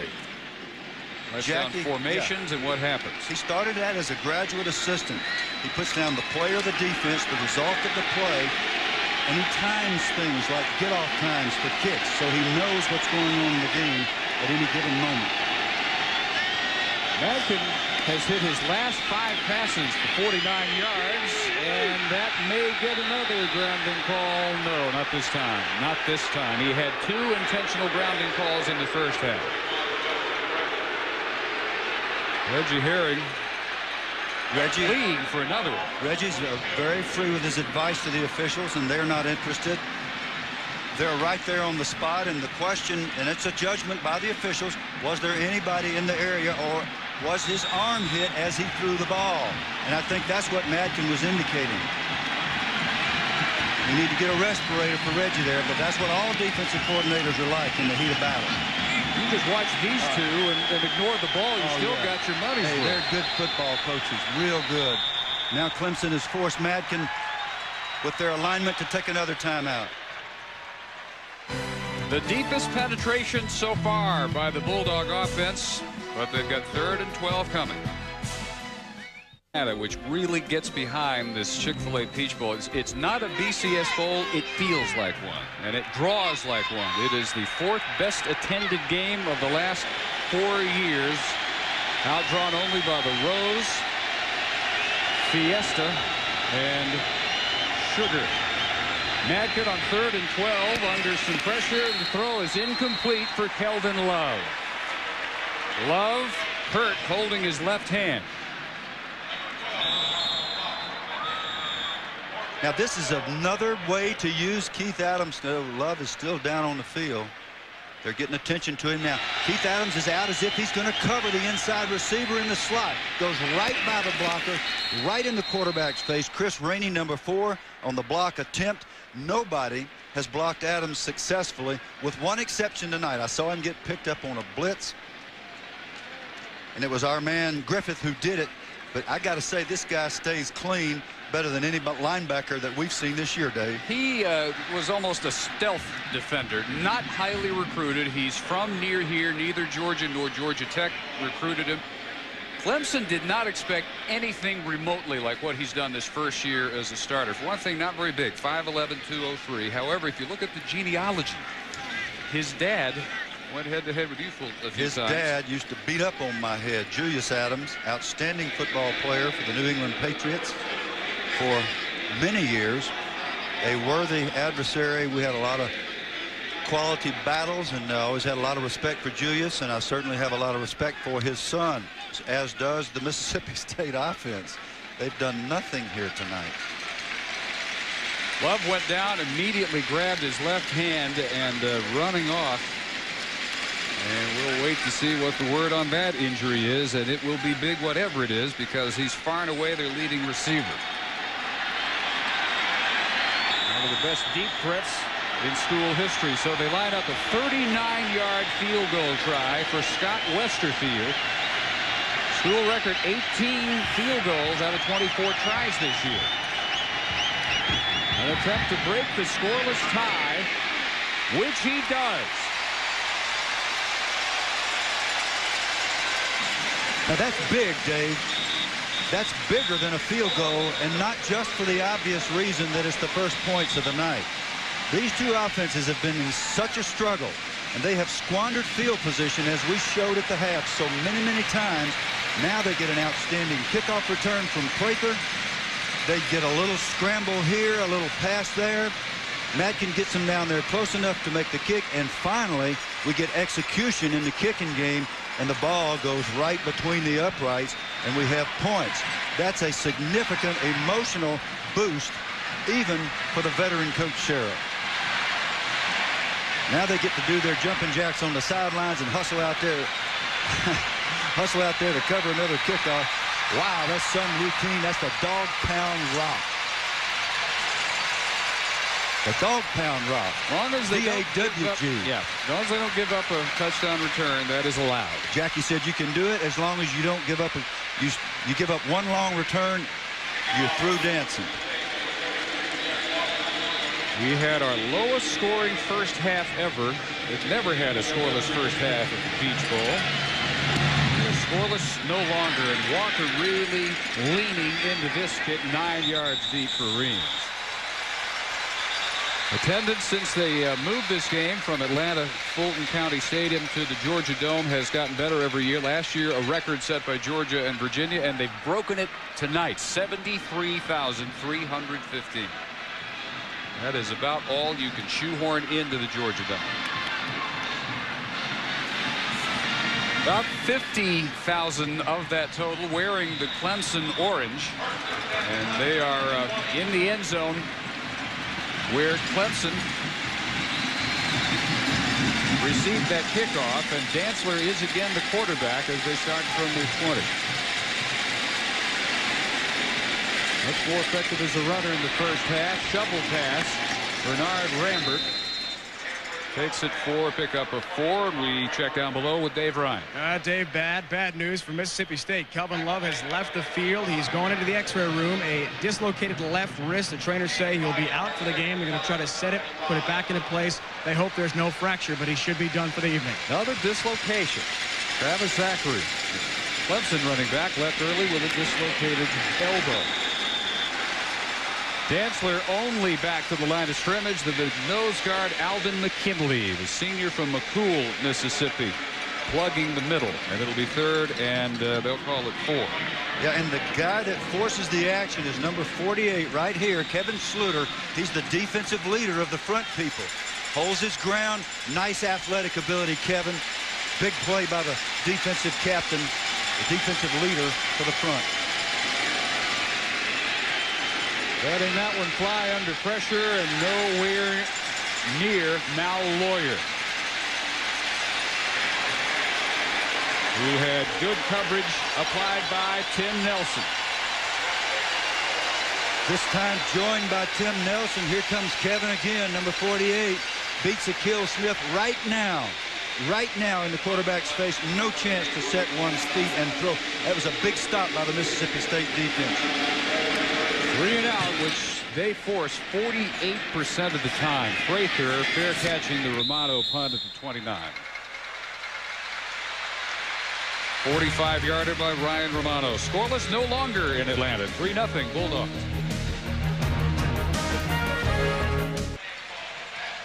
Mississippi State now in position to try to add to a 3-0 lead. Yeah, I bet they are counting. That would be priceless. Long way to go before then, though. And the yardage by Walker off tackle, only 1. Braxton K. Williams, strong side linebacker, and the strong safety DeMarco Fox combining to hit Dante Walker.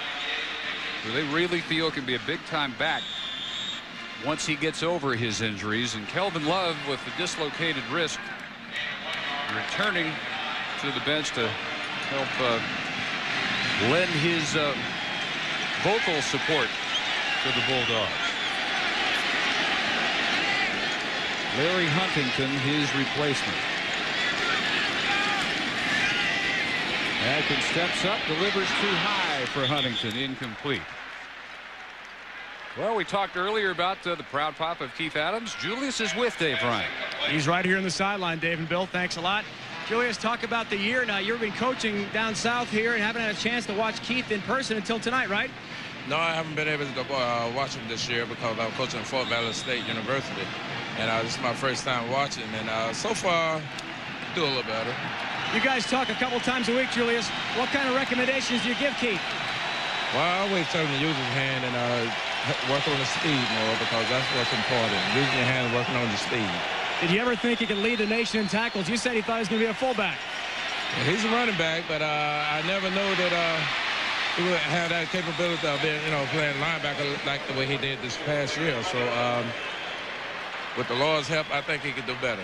Any words for our Bill Curry? I know you guys had some great battles in the NFL.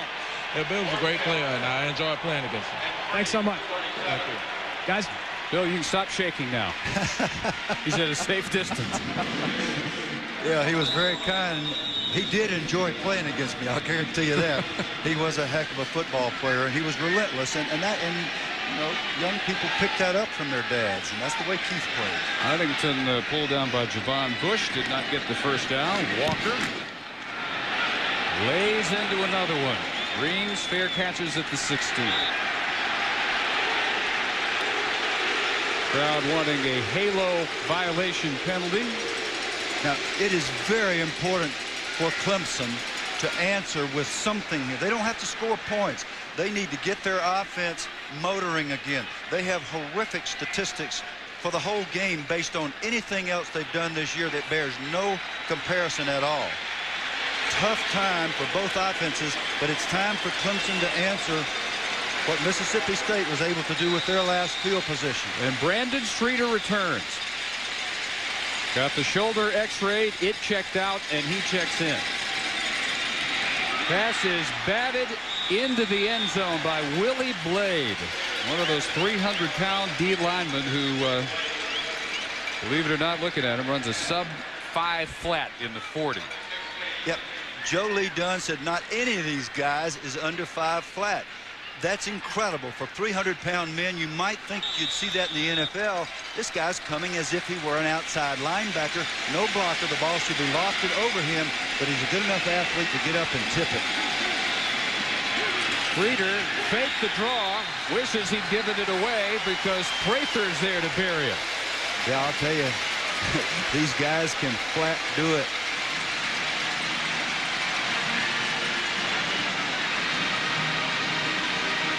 Too much penetration too quickly. This is going to be a naked. Look at this. Incredible quickness. Willie Blade, again, number 96, keeping his feet, scrambling, diving. That's effort. These guys play really hard for Joe Lee Dunn, and they love playing in this system. They'll just tell you that flat out. Willie Blade's just a third stringer. That's how deep they are. Streeter's throw on the run is caught. Brian Wofford, and he hangs on, takes the hit, gets 25 yards. What a marvelous throwing catch.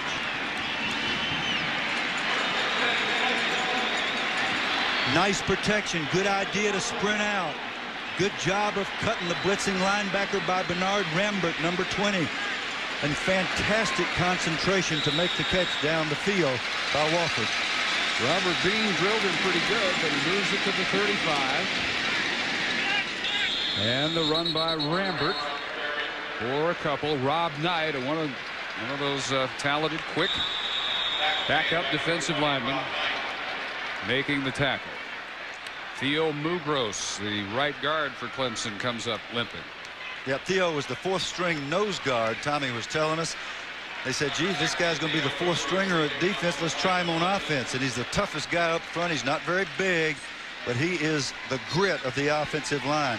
He's the glue. 6'2", 265. That used to be pretty good size, Dave.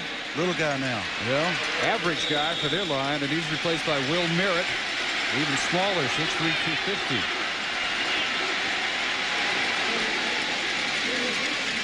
Streeter rolling on 2nd and 8. That's how most of his first half passes were. They were overthrown, and Wofford was open, but couldn't quite jump that high. There is something wrong with Brandon Streeter and it started at the very beginning. I mean, he's in a little pain. Something's causing him to change his throwing motion. He's going to have to grip that ball a little tighter and get those throws down. He's close. They're buying him time by moving him in the pocket, trying naked reverses, not reverses, but naked boots and that sort of thing with varying protection. They come after him. He gets it away to Wofford, and Wofford straight up the middle. Needs a block. They catch him at the 15.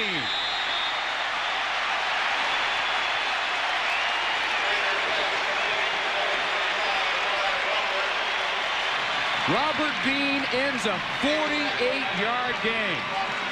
Okay, now you're the quarterback. You know you're going to be hit. This scheme is such that they're going to get a man clean on you. You're going to set your feet and throw in rhythm, take the hit, and make an accurate throw. And he did exactly as I suggested. He gripped the ball and got it down. Nice throw and catch. For the running game to Rambert inside the 15.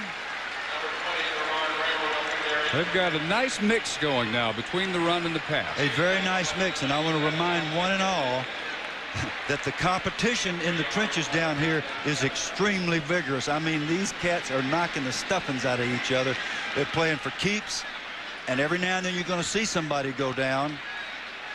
Socks in the stomach, little pop to the head here and there. It is no place for the faint of heart on this field tonight. Boy, and we are seeing him go down about every other play, it seems. Coming up New Year's Day here on ESPN at 11 a.m. Eastern. Ring it in with 2000 Outback Bowl. Drew Brees and number 20 Purdue against number 24 Georgia. They've won 2 of their last 3 bowl tries. Joe Tiller is a perfect 2-0 in the postseason for the Boilermakers. Our coverage begins at 9:30 with Bowl Game Day on ESPN, your home for bowl week. The latest injured Tiger is the right tackle John McDermott, who is being helped off, junior from Woodstock, Georgia. He was homeschooled and got recruited after he marketed his own homemade highlight video. He clearly impressed the Clemson staff. Got to have a little ingenuity if you want to play. He played every snap, 9 of their 11 regular season games. He's almost never been off the field.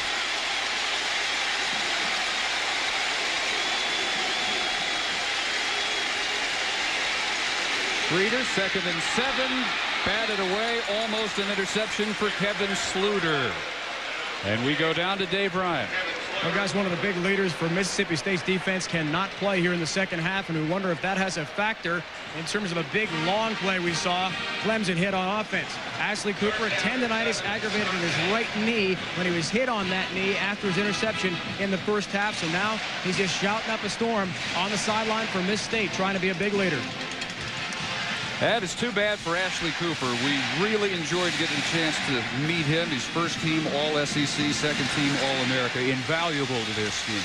Yeah, they're going to miss him. There are a lot of good players that have left this game on both teams. It's going to be a gut check. On 3rd and 7, incomplete. Quick slant in run by Gardner. Slide overthrow being good coverage. Very good coverage. Had outside leverage because he had a safety sitting inside for help, but he broke on the ball. The thing that defensive backs must be able to do, Bean does so well, which is to backpedal and then abruptly change directions and explode with closing speed. That's why Joe Lee Dunn said this is the least long plays any defense of his has ever given up. This is go for it. 4th and 7. And rather than try a 30-yard field goal to tie it, they're out there to go for it. Boy, not much confidence in the kicking game. And another deflection. Batted down by John Hilliard. Not for the first time tonight either for Hilliard. Both these quarterbacks for Clemson have nice high release points, and yet they've gotten balls tipped again and again. Coach Bowden had a reason for that call. And Dave, you're standing here looking at me quizzically. In fact, you have a furrowed brow. I don't know. I don't know the answer why you don't kick that field goal. And Tommy is going to get a chance to explain that to a lot of Clemson folks if they don't come back and win this football game. Well, at least he got back in the game, but he didn't get anything on the board again. On their second deepest penetration, caught over the middle by Terrence McCaskey, who had only 1 catch during the regular season. But pulls this one in. Very puzzling. That's only a 30-yard kick. Now, you don't have the best kicker in school history. Lazar only 11 tries during the year. But for anybody in Division 1A, that is a virtual chip shot. Would have been right between the hash marks, too. Well, he was 7 out of 11. And plus, Clemson has some really clever fakes. I thought we might see a fake there, but they had a reason. Miller for a first down to the 27. So what will Mississippi State do now with the latest break that their defense turned in for their offense? Well, what happens in this kind of situation, and anybody with a brain knows it, when there's a big play like that by your defense down deep and you've just dodged another bullet, then the offense comes out so many times at this point in the game, about midway in the third quarter, and it's reinvigorated. Now Clemson's got to get another stop on defense themselves.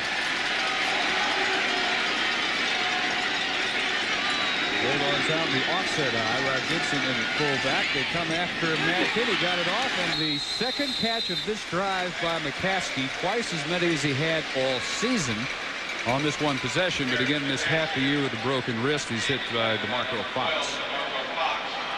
Yeah, you got to remember, when you got a broken wrist, you're not going to get the ball thrown to you very much, even when you get back, because that thing is stiff and it's hard to catch the football. He made 2 very fine catches right there. Also, you don't have Kelvin Love out there, and you won't for the rest of the game. Dislocated his wrist early this quarter, so you got much less experienced Larry Huntington out. Had also some success throwing to his backs. Had to get around a bit in the third quarter.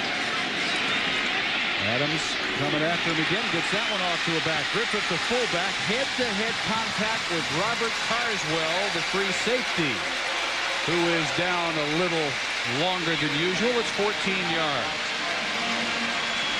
Nice blocking there on the screen. Really nice blocking. The big guys love to get out front and throw a block for the not-so-big guys.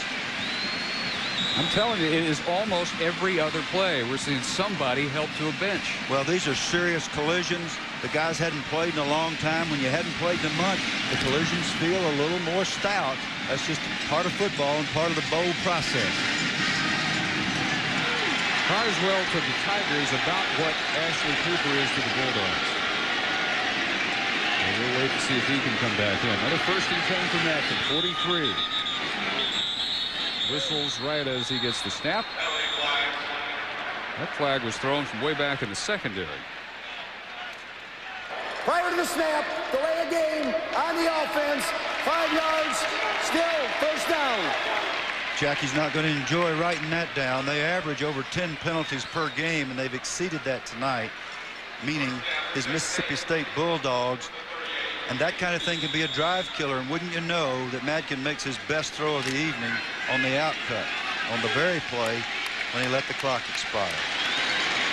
Here's a rarity. Adams taking a play off, which he almost never does. Altoid Bodrick, his little-used replacement, is in. Miller ran into his blocker and driven to the turf by Carson and Fox. Down to Dave Ryan. Guys, an amazing comeback about to happen here for Mississippi State. The outstanding wideout, Calvin Love, a slight hairline fracture in his left wrist. Not a dislocation, Dave, as we were first told by the trainers. That's what they were afraid of. But instead of hairline fracture, they've taped it up, put extra padding on the left wrist, plus added a light plastic splint to reduce motion. He may return to the game tonight. Incredible.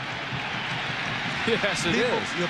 People play with hairline fractures. If it's not going to be dislocated, if it's not going to move, they'll usually let you play with a slight break. 2nd and 15. Miller. What a play by Chad Carson, number 46. One of the things that great middle linebackers do, and I remember Bill George of the Bears was especially good at it, time the snap count, hit the A-gap right between the guard and center so quickly that neither of them can do anything about it. Chad was in the backfield, made the hit right now. 32% for the year, and an even less impressive 2 for 10 tonight. Even lower odds on picking up a 3rd and 14. Everybody coming for the Tigers. Middle was open. The catch made by C.J. Sermones, but hit immediately, and they'll still need a good 7 yards after the hit by DeMarco Fox.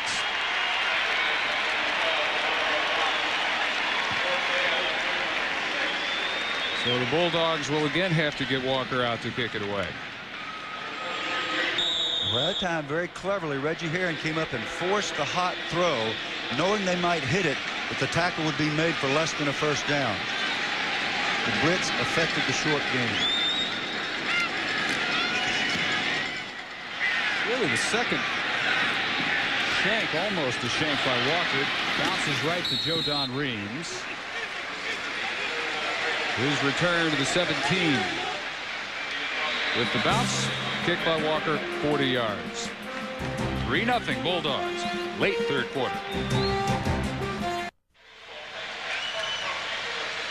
Georgia Dome is packed, so is press row here at the 99 Chick-fil-A Peach Bowl. Still 3-0 Mississippi State. Tommy Bowden, having passed up a chance to kick a 30-yard tying field goal, went for it last possession, did not pick up the fourth down, and now they start from deep in their own end.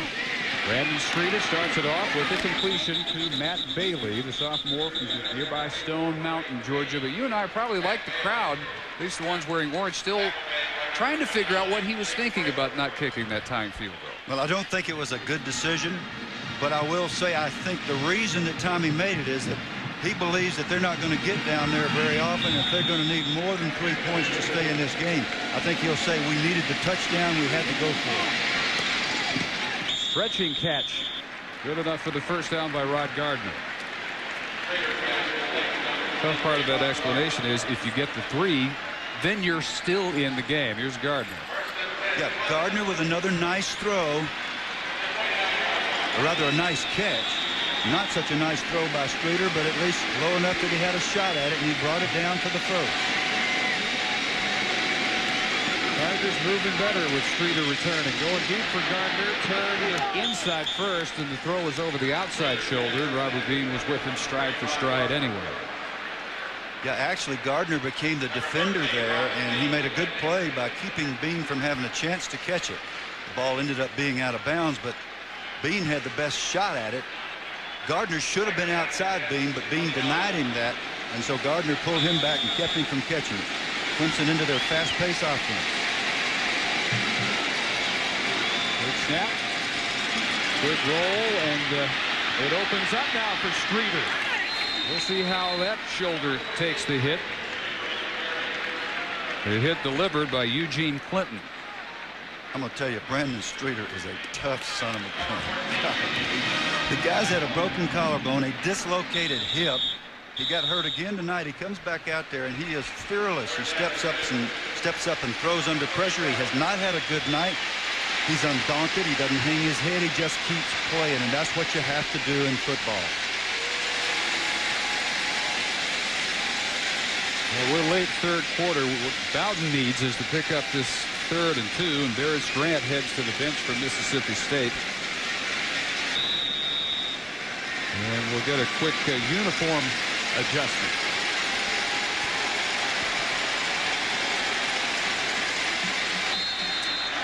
Moving before the snap, Willie Blade. We talked about his quickness. He was too quick. I think he was also joined by Simpson. Offside, defense, 5 yards, still second down. Well, not really still second down. That's first down now. Here's another very important aspect of the Clemson team. They believe in Tommy Bowden. They're not going to hang their heads and say, oh, why didn't Coach kick the field goal? They're going to come back out, maintain their discipline, and see if they can't go down the field. Well, this is a team that averaged 29 points per game. Streeter still trying to hit the deep ball. That one for Wofford. Wade with more penetration. The Mississippi State defense, and this may be part of what factored in for Tommy Bowden. The last 12 regular season games they played, they have given up 1 touchdown or less. 9 of those 12. Maybe thinking if you get down there, that may be your only chance to get something. I guarantee you that's what he's thinking. We're not going to get down there much. We needed 7.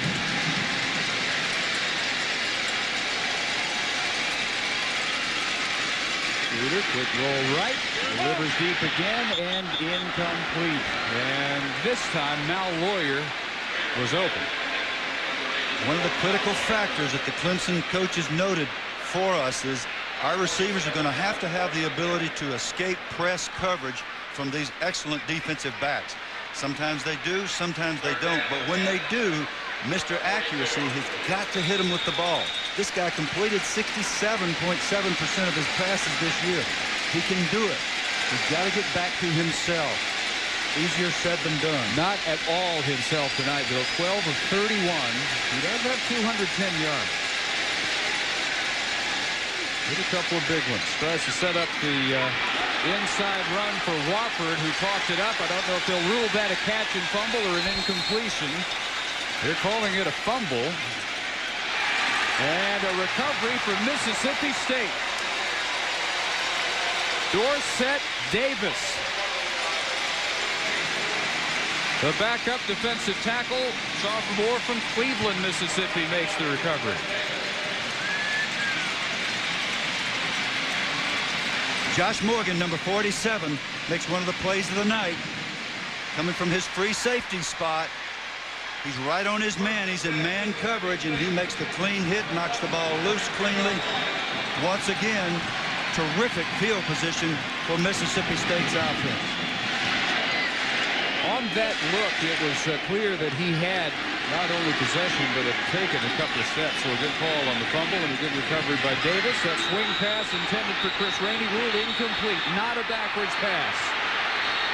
Tigers really hoping it was, especially Reggie Harry. Look at him running all the way down the sideline, trying to get the attention of the referee. Oh, man. If that ball is thrown backward, it is a live football on the ground. And it's a touchdown. And it's a touchdown unless somebody had their knee down when they got control. A recent rule change allows the defense to advance those balls. Well, they just showed it on the Georgia Dome replay screen, and you hear the verdict of the Clemson fans. It was very, very hard to tell. If the officials are right on the spot, their job to make those decisions. 2nd and 10. Madkin getting some good tosses to his tight ends over the middle. Donald Lee on this catch. Fox wrapping him up.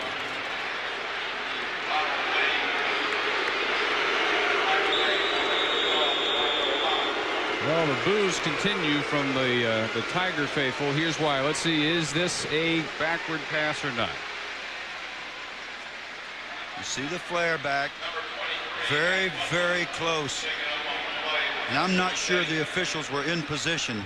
You hate to see that. Nobody on the officiating crew was in position to tell whether that ball was thrown laterally or backward. There's no such thing as a lateral in football. It's either a forward pass or a backward pass. I believe the thing went backward. Too bad the officials appear to have missed one, and it's a big one. Well, the latest injury. Matt Butler, the wide receiver.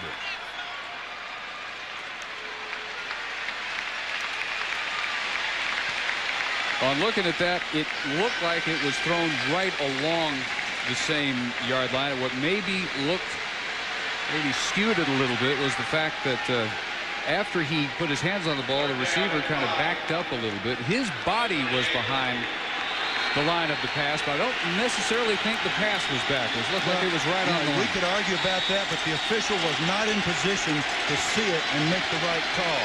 That's what's disturbing.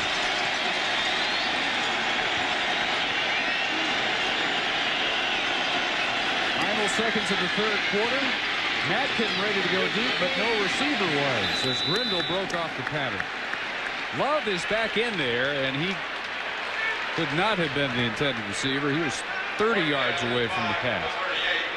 Those are back in. Yep, those are side adjustments, Dave, between the quarterback and the wide receiver, depending on the coverage. If there's hard coverage, if the corner comes up to play press, then the receiver should break on the deep route, the 9 or the fly. If the corner plays off, then he runs another kind of route, either a post or maybe a hook or a curl or an out cut. Miscommunication that time between the quarterback and the wide receiver line. Walker wanted to hang this one high, but not this way. That thing went straight up.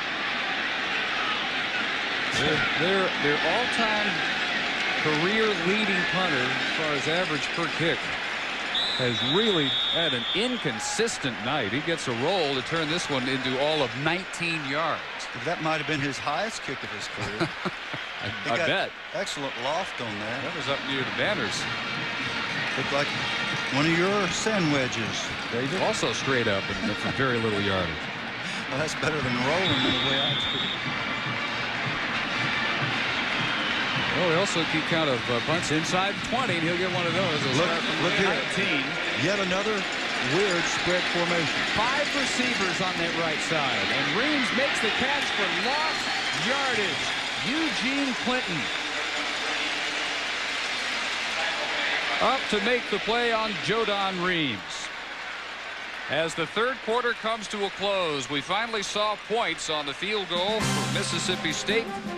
Scott Westerfield got him on the board. Story still the same for Clemson. They're moving the ball, but nothing to show for it. Tommy Bowden was brought over from Tulane to get a high-powered attack established. For the most part, he did that, but scoreless, and a big reason tonight is they have turned it over 3 times and only forced 1 turnover by the Bulldogs. We start the fourth quarter with Streeter throwing off the back foot on the run, threw it up for grabs, and another turnover. Eugene Clinton left his feet and took it away from Mal Lawyer. Baron Simpson, number 45, is just clean right up the pipe. Neither of these offensive units has been able to. Here's Barrick. He's going to come here. Neither has been able to cope with the other's defense. So Streeter has no chance to set his feet, and he makes an ill-advised throw. Probably should have just pulled it down and taken the loss again. But instead, Mississippi State, definitely not Michigan State, starting inside the 45-yard line. 4th turnover by the Tigers. Bulldogs start with a give to DeCenzo Miller. Eugene Clinton in their last 2 games has been big. He had the interception in the final seconds to set up the game-winning field goal against Mississippi in the Egg Bowl Thanksgiving night, where they got 10 points in the last 27 seconds to pull that one out by 3. They pulled this one out by 3 when he turns it over to their offense. And they've got a 2nd and 8 at the 41 of the Tigers.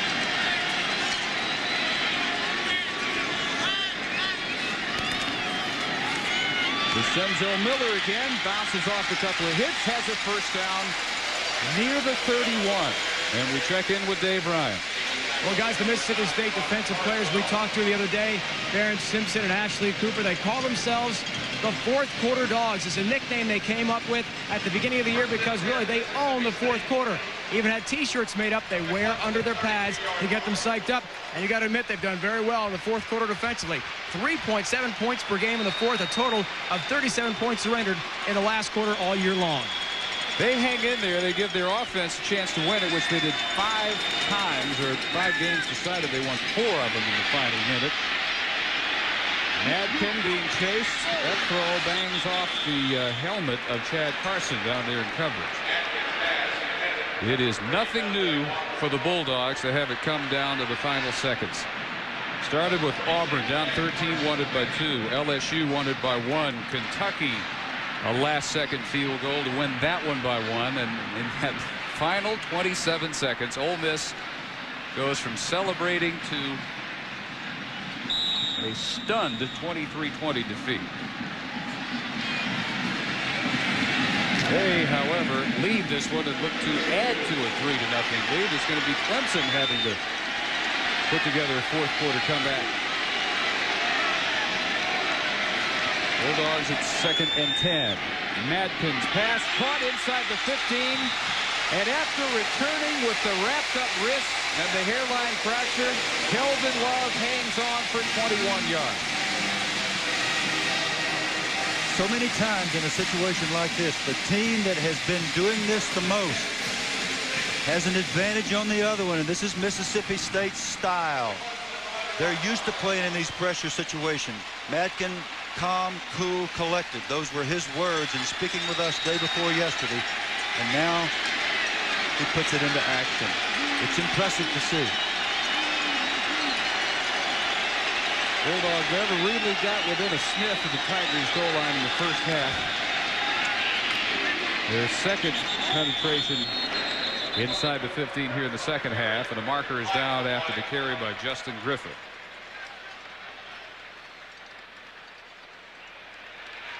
And holding Mississippi State. They'll march backwards. As you pointed out, pretty heavily penalized for a 9-2 team, and they have been hit often tonight.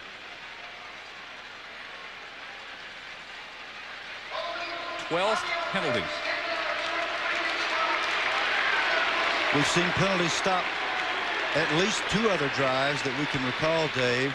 And this is the kind that stops a drive close to the goal line.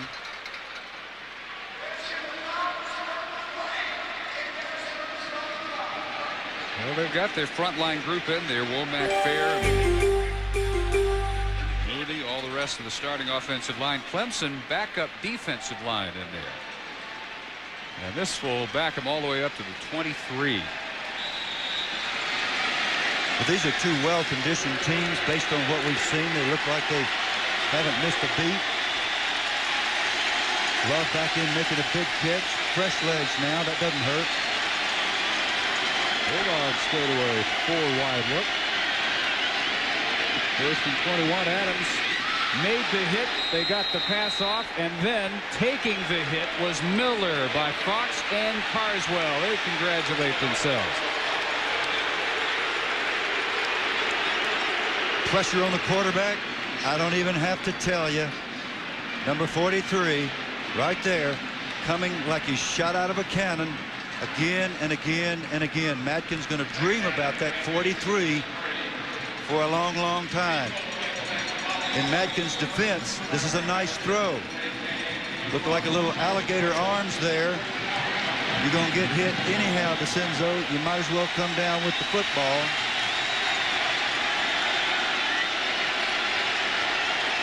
They need to get inside the 2 where they could have a first and goal. Madkin again under pressure. Throw on the run, way underthrown. Intended for Larry Huntington. Will be 3rd and 21. Yeah, and for the sake of thinking field goal, Madkin had some running room there. He just threw the ball away instead of turning it up. He had some pressure from Chad Carson, but he also had the corner. He probably could have gained 8 or 10 yards and given his field goal kicker a little bit better chance to make the thing, assuming that that's what's happened. What happens here. Reggie Herring said, watching the Mississippi State video, it was clear to him that this is not the old power running team. They're trying to turn themselves into not maybe even a balanced team, but mostly a throwing team. They've thrown it 32 times tonight. That did 15 to 32 for 140 yards. And he'll throw it again on 3rd and long. And again, incomplete for Huntington, and the flag on Alex Ardley. You know, even if you let him make that catch, so what? It's still 4th and long.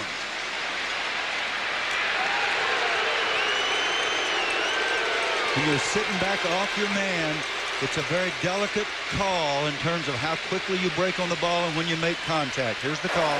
Pass interference on the defense. It's a spot foul. Automatic first down. Our man says no. It's Calvin Love again. Alex Ardley in coverage. You put that left hand on the back, it's going to be called every single time. 22 Huntington is the receiver, not Love. That is a killer. Adams stopped. Now they got fresh fly. 1st and 10 at the 14.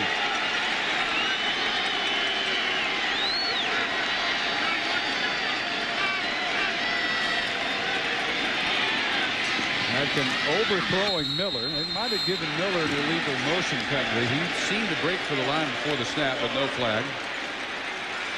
2nd and 10. We've seen all 3 of the tailbacks. Cheryl started the senior Rainey. Dante Walker, the more productive of the 3, the freshman, has carried only 4 times, only 6 yards. Still seem to be hampered by the ankle. And in the second half, it's been Miller almost all the way. He still carries 24 yards. 3 catches, however, for 54. Madkin out of the shotgun, throwing into the end zone and into double coverage. Lucky that one wasn't intercepted, intended for Love. Really the closest man to it, the right corner right there, Dexter Polite. The defenses are almost intimidating the offenses in both dimensions here for both teams. It's as if balls are just being thrown up with a wish and a prayer rather than precision throwing and catching. We're talking about both football teams now. I think the defenses really have the offensive units rattled.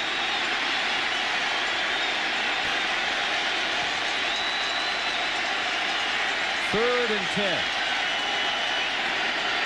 Madkin up against the play clock, and that snap appeared to come late, but no flags. And again overthrown in the end zone, and again a penalty flag on the coverage. Matt Butler was not going to make that catch, but they get the interference call on Polite. He was so close to the interception one snap ago. What they should have called immediately, though, was delay of game because the snap was a hair late. You're right, Dave, and the officiating crew is struggling for some reason in this game with some very basic things. The ball will be placed at the 2-yard line. First down.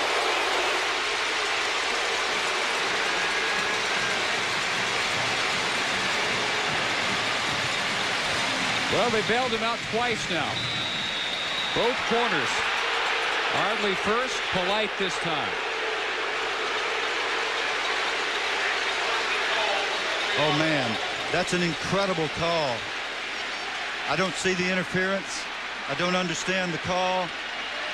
I'd like to know who's going to be reviewing this. And it could very well be the difference in the game. 3 fullbacks are in for the Bulldogs, and carrying it inside the 2 was Rod Gibson. Kenny Williamson, Justin Griffith also in that power alignment. Tiger fans really unhappy with how this drive has gone. And now 2nd and goal. They need to hold them to a field goal at worst. Yeah, and the defense has just got to suck it up and get the job done somehow. 10-0 in this game almost looks insurmountable. Madkin after the play fake gets away from 2 sackers, turns upfield. He's got room, and he wins the race to the corner.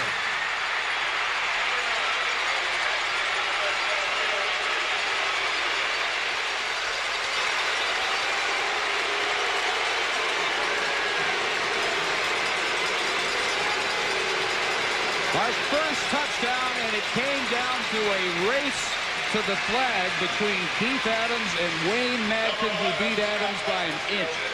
And if you had to pick the most consistent plays for the Mississippi State offense tonight, it would be when Madkin runs out of trouble. He made a marvelous athletic move to evade the rush that time and somehow got the corner turn and got it in the end zone. Probably an unsportsmanlike on Mississippi State, just guessing. Yeah, too much celebrating. I can understand why you'd celebrate any touchdown in this game. Yeah, it's like Christmas time. But now you're looking at a not so automatic 35-yard extra point. It's only 9-0. That is maybe a momentum shifter for Clemson, but Westerfield drills it anyway. Made no difference at all. So Madkin with the touchdown after reversing field and barely beating Keith Adams to the goal line. 10-0 Bulldogs.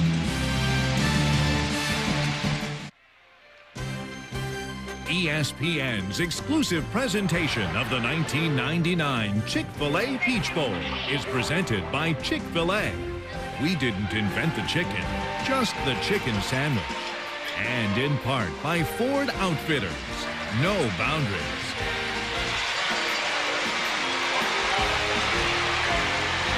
Wayne Madkin with his first rushing touchdown all year, just the 3rd of his career. They are going nuts on that Bulldog bench with a 10-0 lead. However, just a reminder, 15 Peach Bowls in a row have been decided by 7 or fewer points. Only one of those 15 decided by as many as 7. But that Mississippi State scoring drive, 10 plays, 43 yards, made possible only by the 2 pass interference penalties against Ardley and Polite. Greens from the goal line. Special teams could help out with a big play. They get this return out to the 30. And their frustrated offense will go from there. This is the history. The closest by far of any postseason game over that period. Average margin barely a field goal. Doesn't matter the matchup. The matchups are always SEC, ACC. Have been for several years, and that just seems to make for the absence of any kind of blowout momentum for either team. Dantzler returns. Hit hard after he turned the corner, picks up maybe 2. They have had virtually no passing game unless Streeter has been in there. Yeah, and he has struggled to throw the football.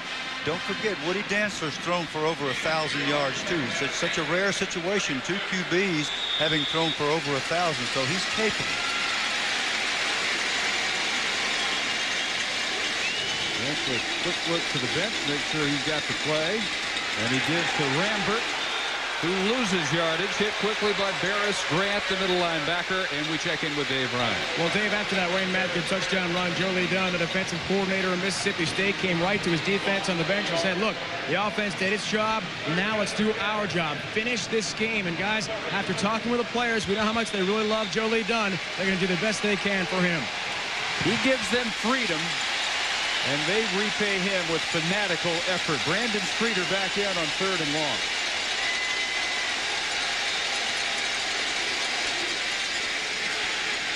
Gets it off. Gardner makes the catch, turns, can't quite reach for the first down because Robert Bean wouldn't let him go. He's a yard short. That may be the tackle of the game.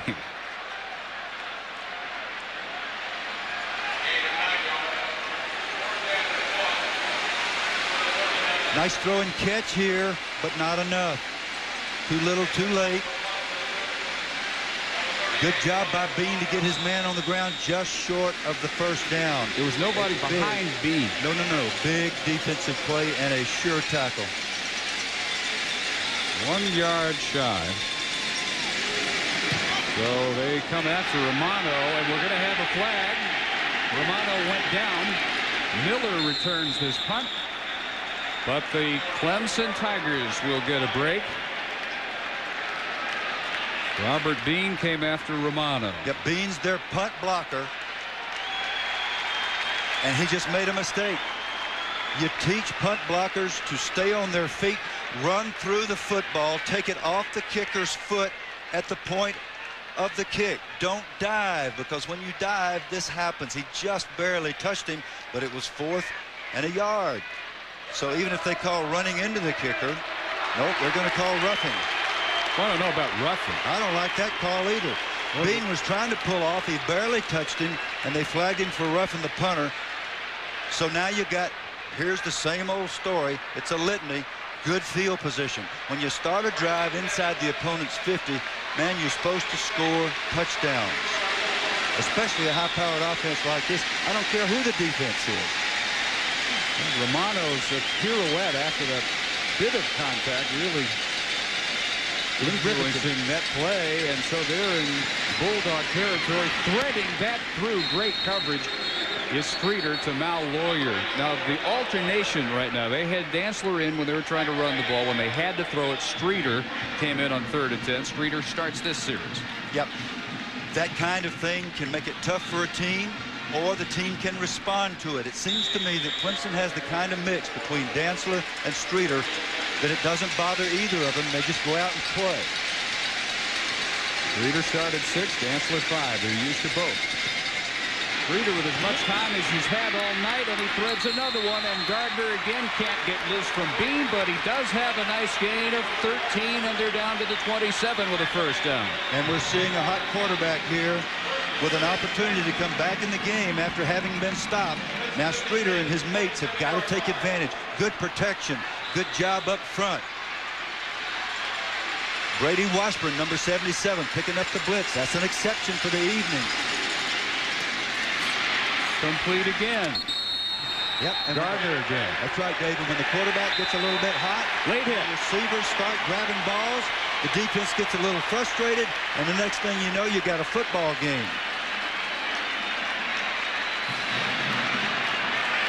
Late hit against the Bulldogs, so their penalty total continues to climb, and it is really getting up there.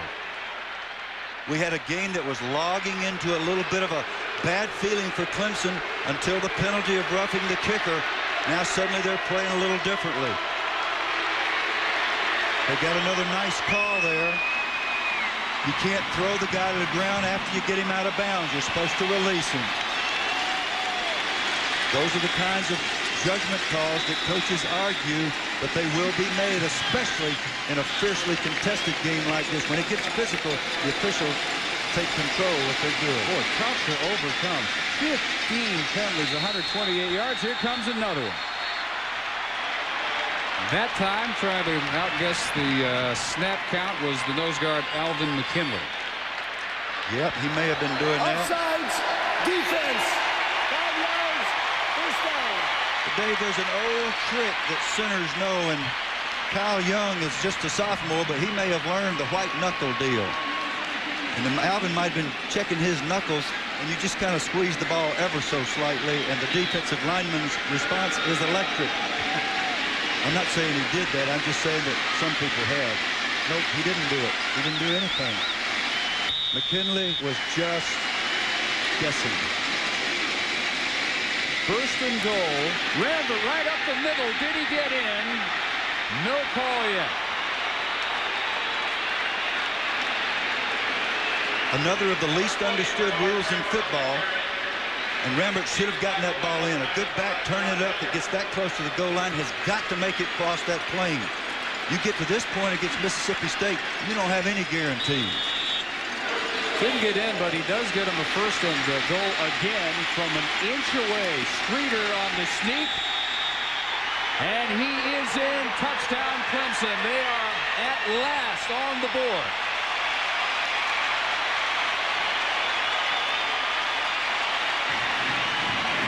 In a game of blown opportunities, Mississippi State capitalizes on theirs on one end. Clemson capitalizes on theirs on the other. A roughing the kicker penalty kept the drive alive, and Brandon Streeter and his teammates took full advantage. Now the extra point booted through by Tony Lazzara. 3-point game. In other words, a typical Chick-fil-A Peach Bowl.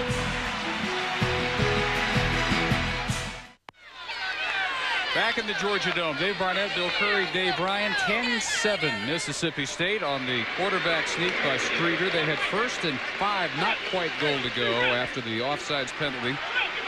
Streeter had all of an inch to travel to get Clemson points at last. They have not scored fewer than 10 in any game this year. So this is still the fewest they've managed against anybody, and appropriately, it's coming against the nation's best defense, which has looked every bit that tonight. So Lazzara ready to kick it deep. Instead, hangs it up short. And DeCenzo Miller with a good return to the 43.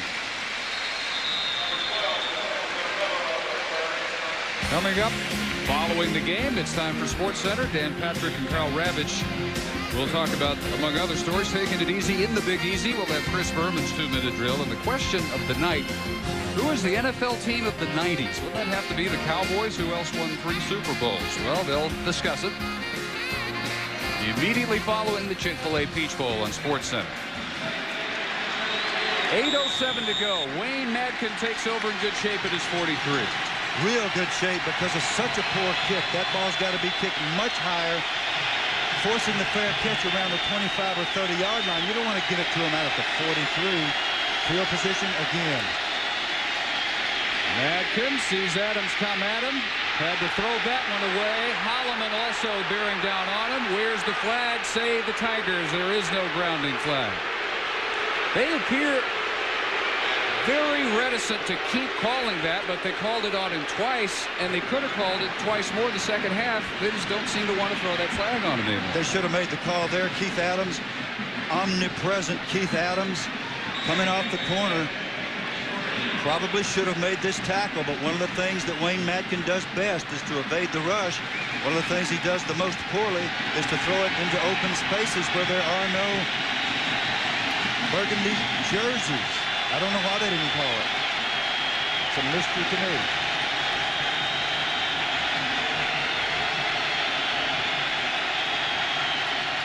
Love in there. Madkin looking at him. Pump fake. Delivers complete at midfield. Flag is down. And they may get DeMarco Fox for early contact. He may have been on the back. They will. That's interference.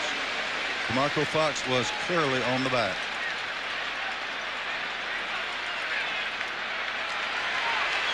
Things that have killed Clemson in this game, that's their third pass interference. The first two enabled Mississippi State to complete what was a touchdown drive, and then that margin of 3 makes you again go back to Bowden's decision when it was 3-0 to pass up a 30-yard field goal, try and go for it on 4th and 7. That gets huge right about now, with both offenses struggling so severely. The key play of the game has to be this decision to go for it in easy field goal territory and attempt to make the touchdown and turn the ball back over. That right now the difference. Justin Griffith into a big pile of white jerseys with Chad Carson and Bryant McNeil right in the middle. No game. Yeah, the Mississippi State coaches really like Justin Griffith with the football in his hands. They hand it off to him, and somebody's got to block that middle linebacker, Chad Carson. We joke about being from College Park. It doesn't matter where you're from. He's got 7 unassisted tackles unofficially by our records tonight. He's having a heck of a game, every bit as good as his mate, Keith Adams.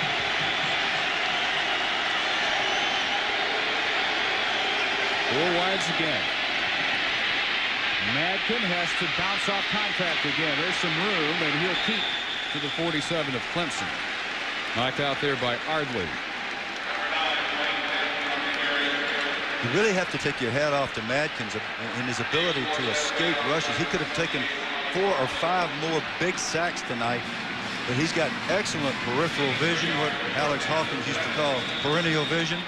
He sees things around him, around his feet. He is just not easily brought down by linebackers and linemen. Well, we hope you always have perennial vision. Yes, that too. Not a good percentage, but he does have their touchdown. Coming at him hard. Pass is complete. There's big room out there for Matt Butler. They gamble and lose. Coming with the pressure. Carswell finally knocking Butler out of bounds, but not before a gain of 21 yards. A well-executed play. Bringing a man in motion across the formation to get an extra blocker on the slip screen. Coming across in motion. Griffith in position to make a block. Doesn't make a block. I thought he was over there for a reason. He simply decoyed. But excellent work. Nice play call in a situation like that to get the first down. We said at the outset, the headline units with the Clemson offense, the state defense, these are the units that may determine this thing, and that right now is looking like it's going to be the case. Walker gets outside. He gets near the 15. Close to another first down. Fox dragging him down there. Yeah, and even though Walker's not full speed, he hasn't played enough tonight to get tired. And it's back to that fresh legs thing we talked about with Love. He came in and made a big catch. Part of the reason is because these men are fresh. Everybody else is wearing down a little bit. Walker comes back in the game and he turns the corner, gets outside containment, and now it's 2nd and short.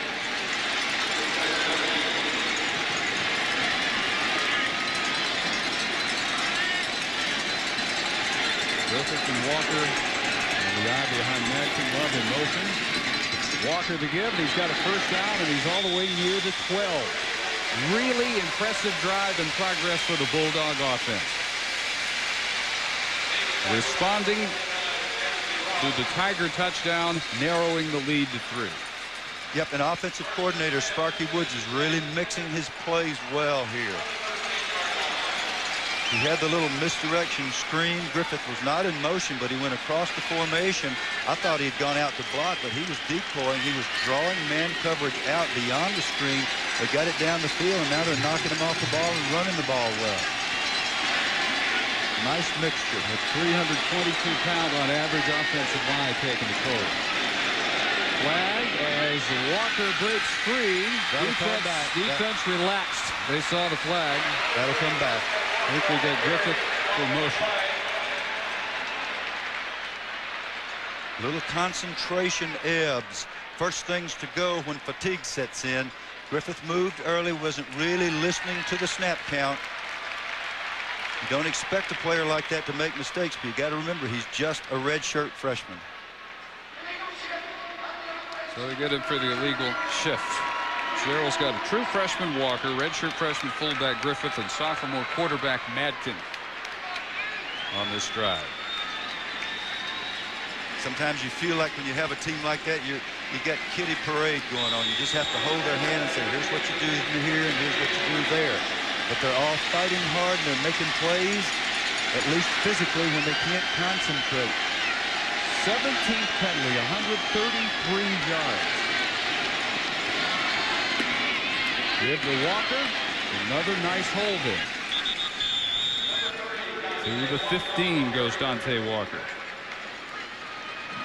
Clock continuing to wind down until now. Timeout call, 4:37 to go.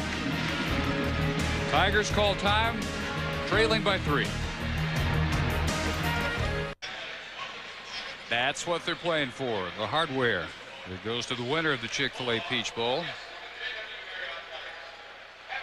Wayne Madkin has had a timeout called by Clemson to discuss what to do on 2nd and 12. 4 minutes, 37 seconds to go. Another factor, Dave, I think the Clemson defense is tiring now. We're well into the 4th quarter.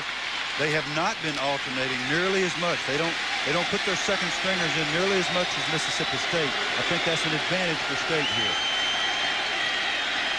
Started in the eye. Now they break Walker out wide. And drop Madkin back in the gun. And he tosses to Walker. Gets a block. Walker inside the 10 to 5. Touchdown.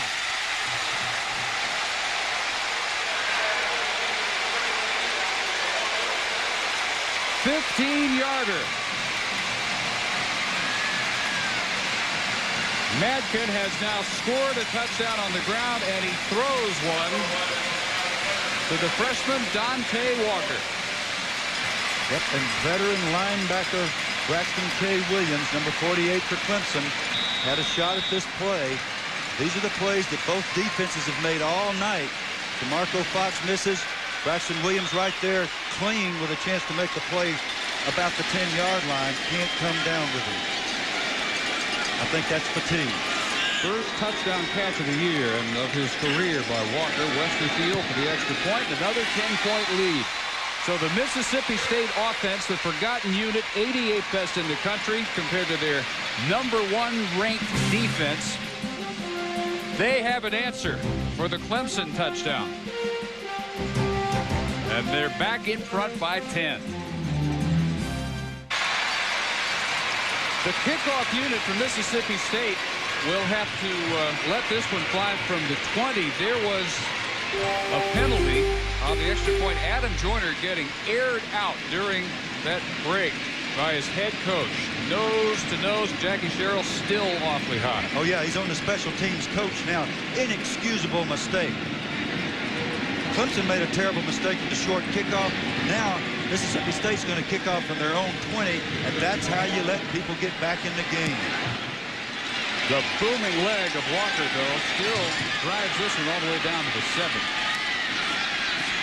Reams looking for a big return. There's the marker down. He is down at the 32. And another foolish penalty, this time by Clemson, of pushing the back.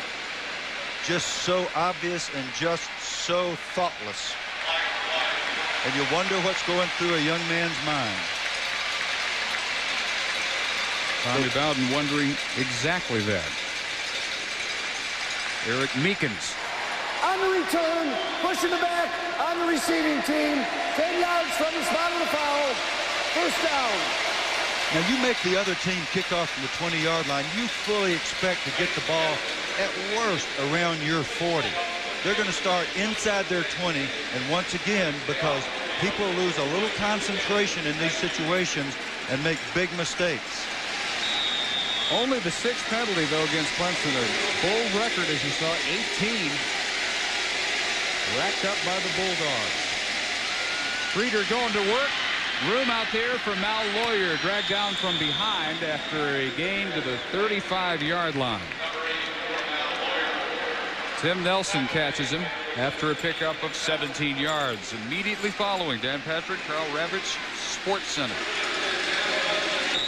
They are in a constant 2-minute offense. That's how they play 60 minutes. Streeter for Lawyer again. Made Prather miss in the open field. And then running him down was Willie Blade. I've got to believe they are not exaggerating that sub-5 in the 40 speed for the 300-pound Blade. You watch those big guys run inside out. Here's another penalty.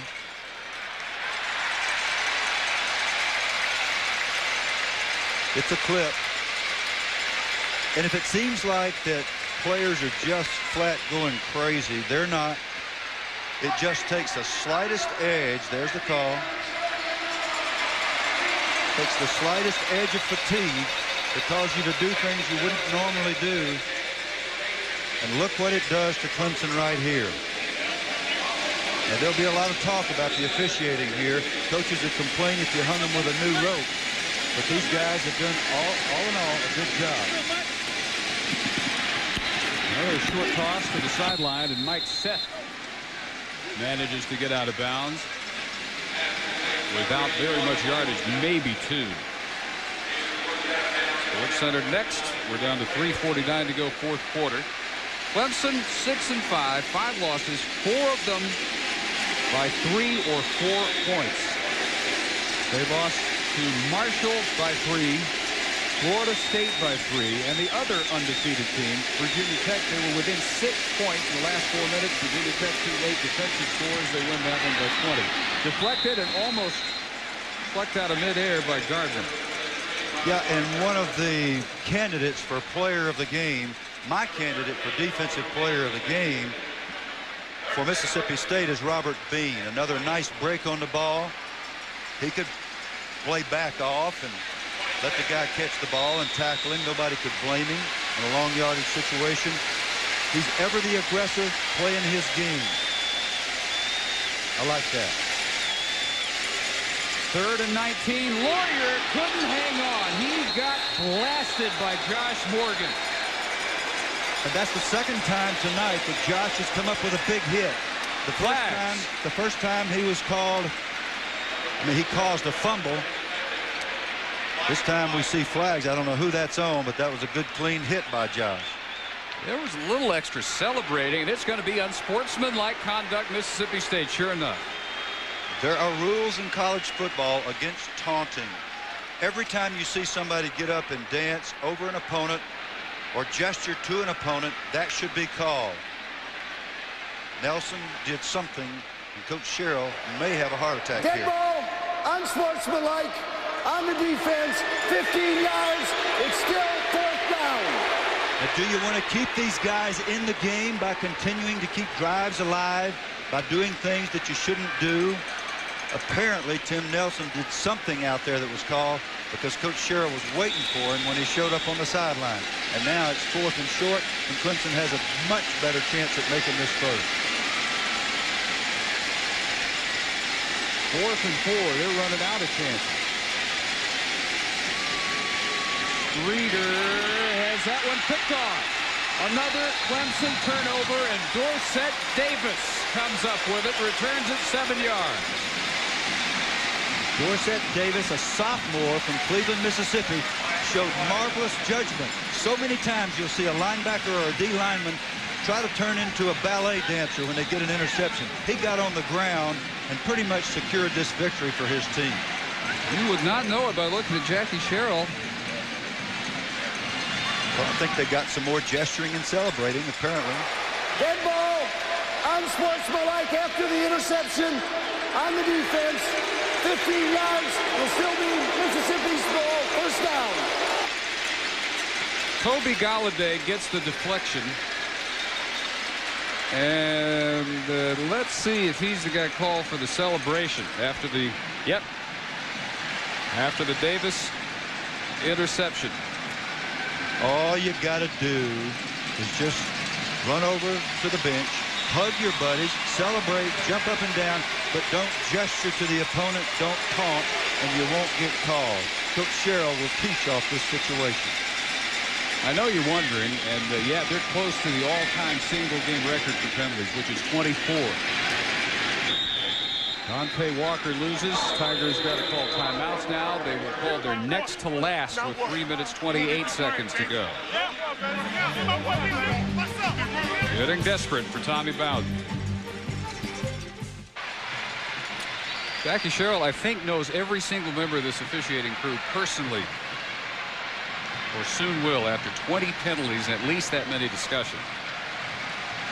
Not only with them, but with his offending players. One timeout left for Clemson. 3 minutes 28 seconds to go. Wayne Madkins breaks the huddle on a 2nd and 14, leading 17-7. Sherrill has never won a bowl game at Mississippi State. Won, of course, at Pitt and at Texas A&M, but 0-4 as the Bulldogs head coach, including 2 previous trips to the Peach in 92, 21-17 to North Carolina, and 94, 28-24 to NC State. Last time out here for the Tigers, 3:22 left. They'll return to Atlanta. Not hopeless, but it's getting there. They're out of timeouts. First thing they've got to do is stop them on a 3rd and 14. And then at least one more possession going, get some points out of that, and then you think onside kick and the comeback, which has been the staple of Mississippi State this year. They've been on the winning side of 4 late game finishes, and right now they're just trying to protect a 10-point lead and prevent Clemson from pulling one of those off. Madkins deep for Love, looked up too late, incomplete. Stops the clock at 3:17. And our Beck's Bowl Week storyline, Marshall blasting BYU in the Motor City Bowl Monday to finish 13-0, the 12th perfect season of the decade. Penn State shuts out Texas A&M as LeVar Arrington goes out with 14 tackles. In the Pac-10, they have nothing to celebrate so far. 0 for 3 and 1 for their last 9. And Virginia Tech, Florida State coming up January 4th in the Sugar Bowl for Florida State. Yet another shot at a national title, of which Bobby Bowden has won 1 in 93. Walker's kick is fair caught by Reams at the 17, so needing 2 scores. Clemson starts, and here's another flag.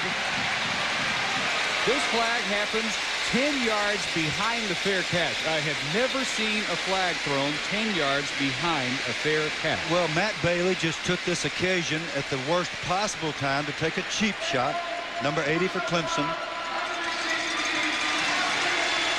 He knocked down Eugene Clinton, number 14. And now instead of starting the drive about the 18-yard line, they're going to start about the 8. How do you like that for decreasing your odds? Brad Scott, the assistant coach, summed it up as he walked by and said, that's stupid. Now Bowden affirming that opinion. I mean, it's tough enough. Now you're starting 92 yards away. No timeouts. 3:10 to go. Ball was tipped and caught by Mal Lawyer. After Wofford tipped it, Lawyer with just great concentration and brings that one in somehow. Yeah, and one of the things that Mississippi State has done so well, they must have tipped 10 balls tonight, Dave. They have worked on it. They were ready to do this. Another one that hangs up long enough for Gardner to make the catch. those big linemen are rushing to a certain point, then they're getting their hands up. And it has been amazing to see how well they've timed these. I guarantee you they worked on it. That is 3 that John Hilliard has by himself. 3 for Hilliard alone. We've seen Galladay get 2 or 3. Blade got 2 or 3. McKinley got 1. I mean, you're just thinking, and those are big old guys with a lot of agility. Well, they didn't get out of bounds to stop the clock. Now Streeter up under center, making sure that he's heard, and he'll sneak and get the first down, and now they'll stop the clock at 2:06 and get the chains moved. You think back on the needless penalty, utterly needless penalty, and they've had to use, what, a minute of their time just to get back where they would have been without the penalty. 2-minute mark. Streeter, pump fake, looks long and too long. Bean almost makes a spectacular one-handed interception. Connor Stevens, number 90, in that backfield again. He's been back there all night long.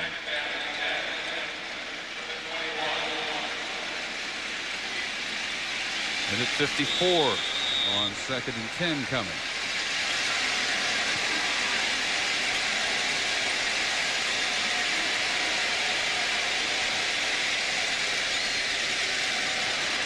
Streeter looking the other way, caught 46-yard line. Wofford stopping the clock, 1:48 to go, a gain of 25 yards. Sports Center will follow. Fred Smoot comes up limping, the junior corner. And that's the kind of execution from Clemson that we really thought we'd see all night, Dave. They just haven't been able to get sharp until right now, and then it may very well be too late. Well, also down as Smoot limps off is Kanzaki Jones. So stoppage at 1:48. Well, as you know, it gets hot playing in these buildings. It's not like you can practice what it's going to be like. And I'm surprised we haven't seen more cramping. It looks like Kanzaki's got a cramp in his calf there. Maybe the same thing with Smoot. You get out there and you hustle for 60 minutes and you lose an awful lot of potassium and fluids. It's hard not to get a bunch of people with cramp. One of the most bruising games you'll ever see. Streeter gets away from Simpson. Couldn't get rid of the ball, though, and is sacked by Cornell Menifee for a loss to the 39, and the clock is under 90 seconds. Guess what, Dave? Flag? Just a guess. Just taking a stab. You just have marvelous intuition. Defensive holding. 40 yards away from the play. Yeah, Pig Prather grabbed a hold. I couldn't see who it was. I did see the flag come out, and the official pointed at 29. So Pig, who does not look like a pig, he is so fast, he doesn't need to be grabbing shirts, especially not at a time like this, and keeping this drive alive. Warren Edward, and then renamed for his elementary school eating habits. I think he could have named all of us that. Certainly, he could have named me that. The record continues, hopefully, to get out of reach for anybody else. And it's 3 from the all-time NCAA single-game record. It's a bunch, I'll tell you. It's a bunch. So they are to the 43. Mississippi State, 1:15 and counting. Streeter throwing off the back foot, and that should do it. Picked off by Josh Morgan. Intended for Rambert, and Morgan hangs on with a minute 10. And Josh has made the most of his minutes tonight. When he got on the field tonight, he absolutely found a way to make a big play every single time. 2 big hits, one for a fumble, one to knock a ball loose, and now a wonderful concentration, one-handed catch over the head. Folks, that's not easy to do. DBs practice it every day. Josh will remember that for a long, long time as he wraps up what will probably be a nice win for his team in the Peach Bowl. The first time they've been able to win over here, Dave. Yep, and the first bowl win in the 9 years in Starkville for Jackie Sherrill. We want to thank all our crew, which has been with us all year. We have again had a great time this year with our producer, Tom Archer, director Bruce Troy, tape producer Mike Molinari, associate producer Jamie Berg, associate director Pete Redpath, operations manager Al Killian, our technical crew, which was with us most of the year in the Big Ten, technical director Dean Peer, senior audio Scott Frey, A2s Mike Grignon, Pat Cassidy, senior video Roger McNally, editor Gene Kelly, EVS operator Tim McClure, our cameras John Shupin, Wade Hewitt, Kent Ayers, Nelson Hastings, Eric Grubb, our truck engineers, Dave Gillespie, John Younder, Jimmy Simpson. Could you run through that again? No. Sideline cart driver Steve Russell doing her last game with us. Infinite operator Brenda Riggio heading to the greener pastures of the golf tour. Thanks one and all for another terrific year. A wonderful crew. I've never enjoyed working with a better team than the names you just called out, Dave. For the first time, Jackie Sherrill, a bowl winner at Mississippi State for the first time in 16 years. The Chick-fil-A Peach Bowl decided by more than a touchdown. 17-7, the Bulldogs win it. Coming up next on ESPN Sports Center with Dan Patrick and Kyle Ravage. For Bill Curry and Dave Ryan, Dave Barnett, good night from Atlanta. The Bulldogs, for only the second time in their history, 10 wins. Huge play there. The early block field goal. Pressure from their top-ranked defense all night. Madkins, the play of the game. The touchdown keeper, and they win it. 17-7. Sports Center is next.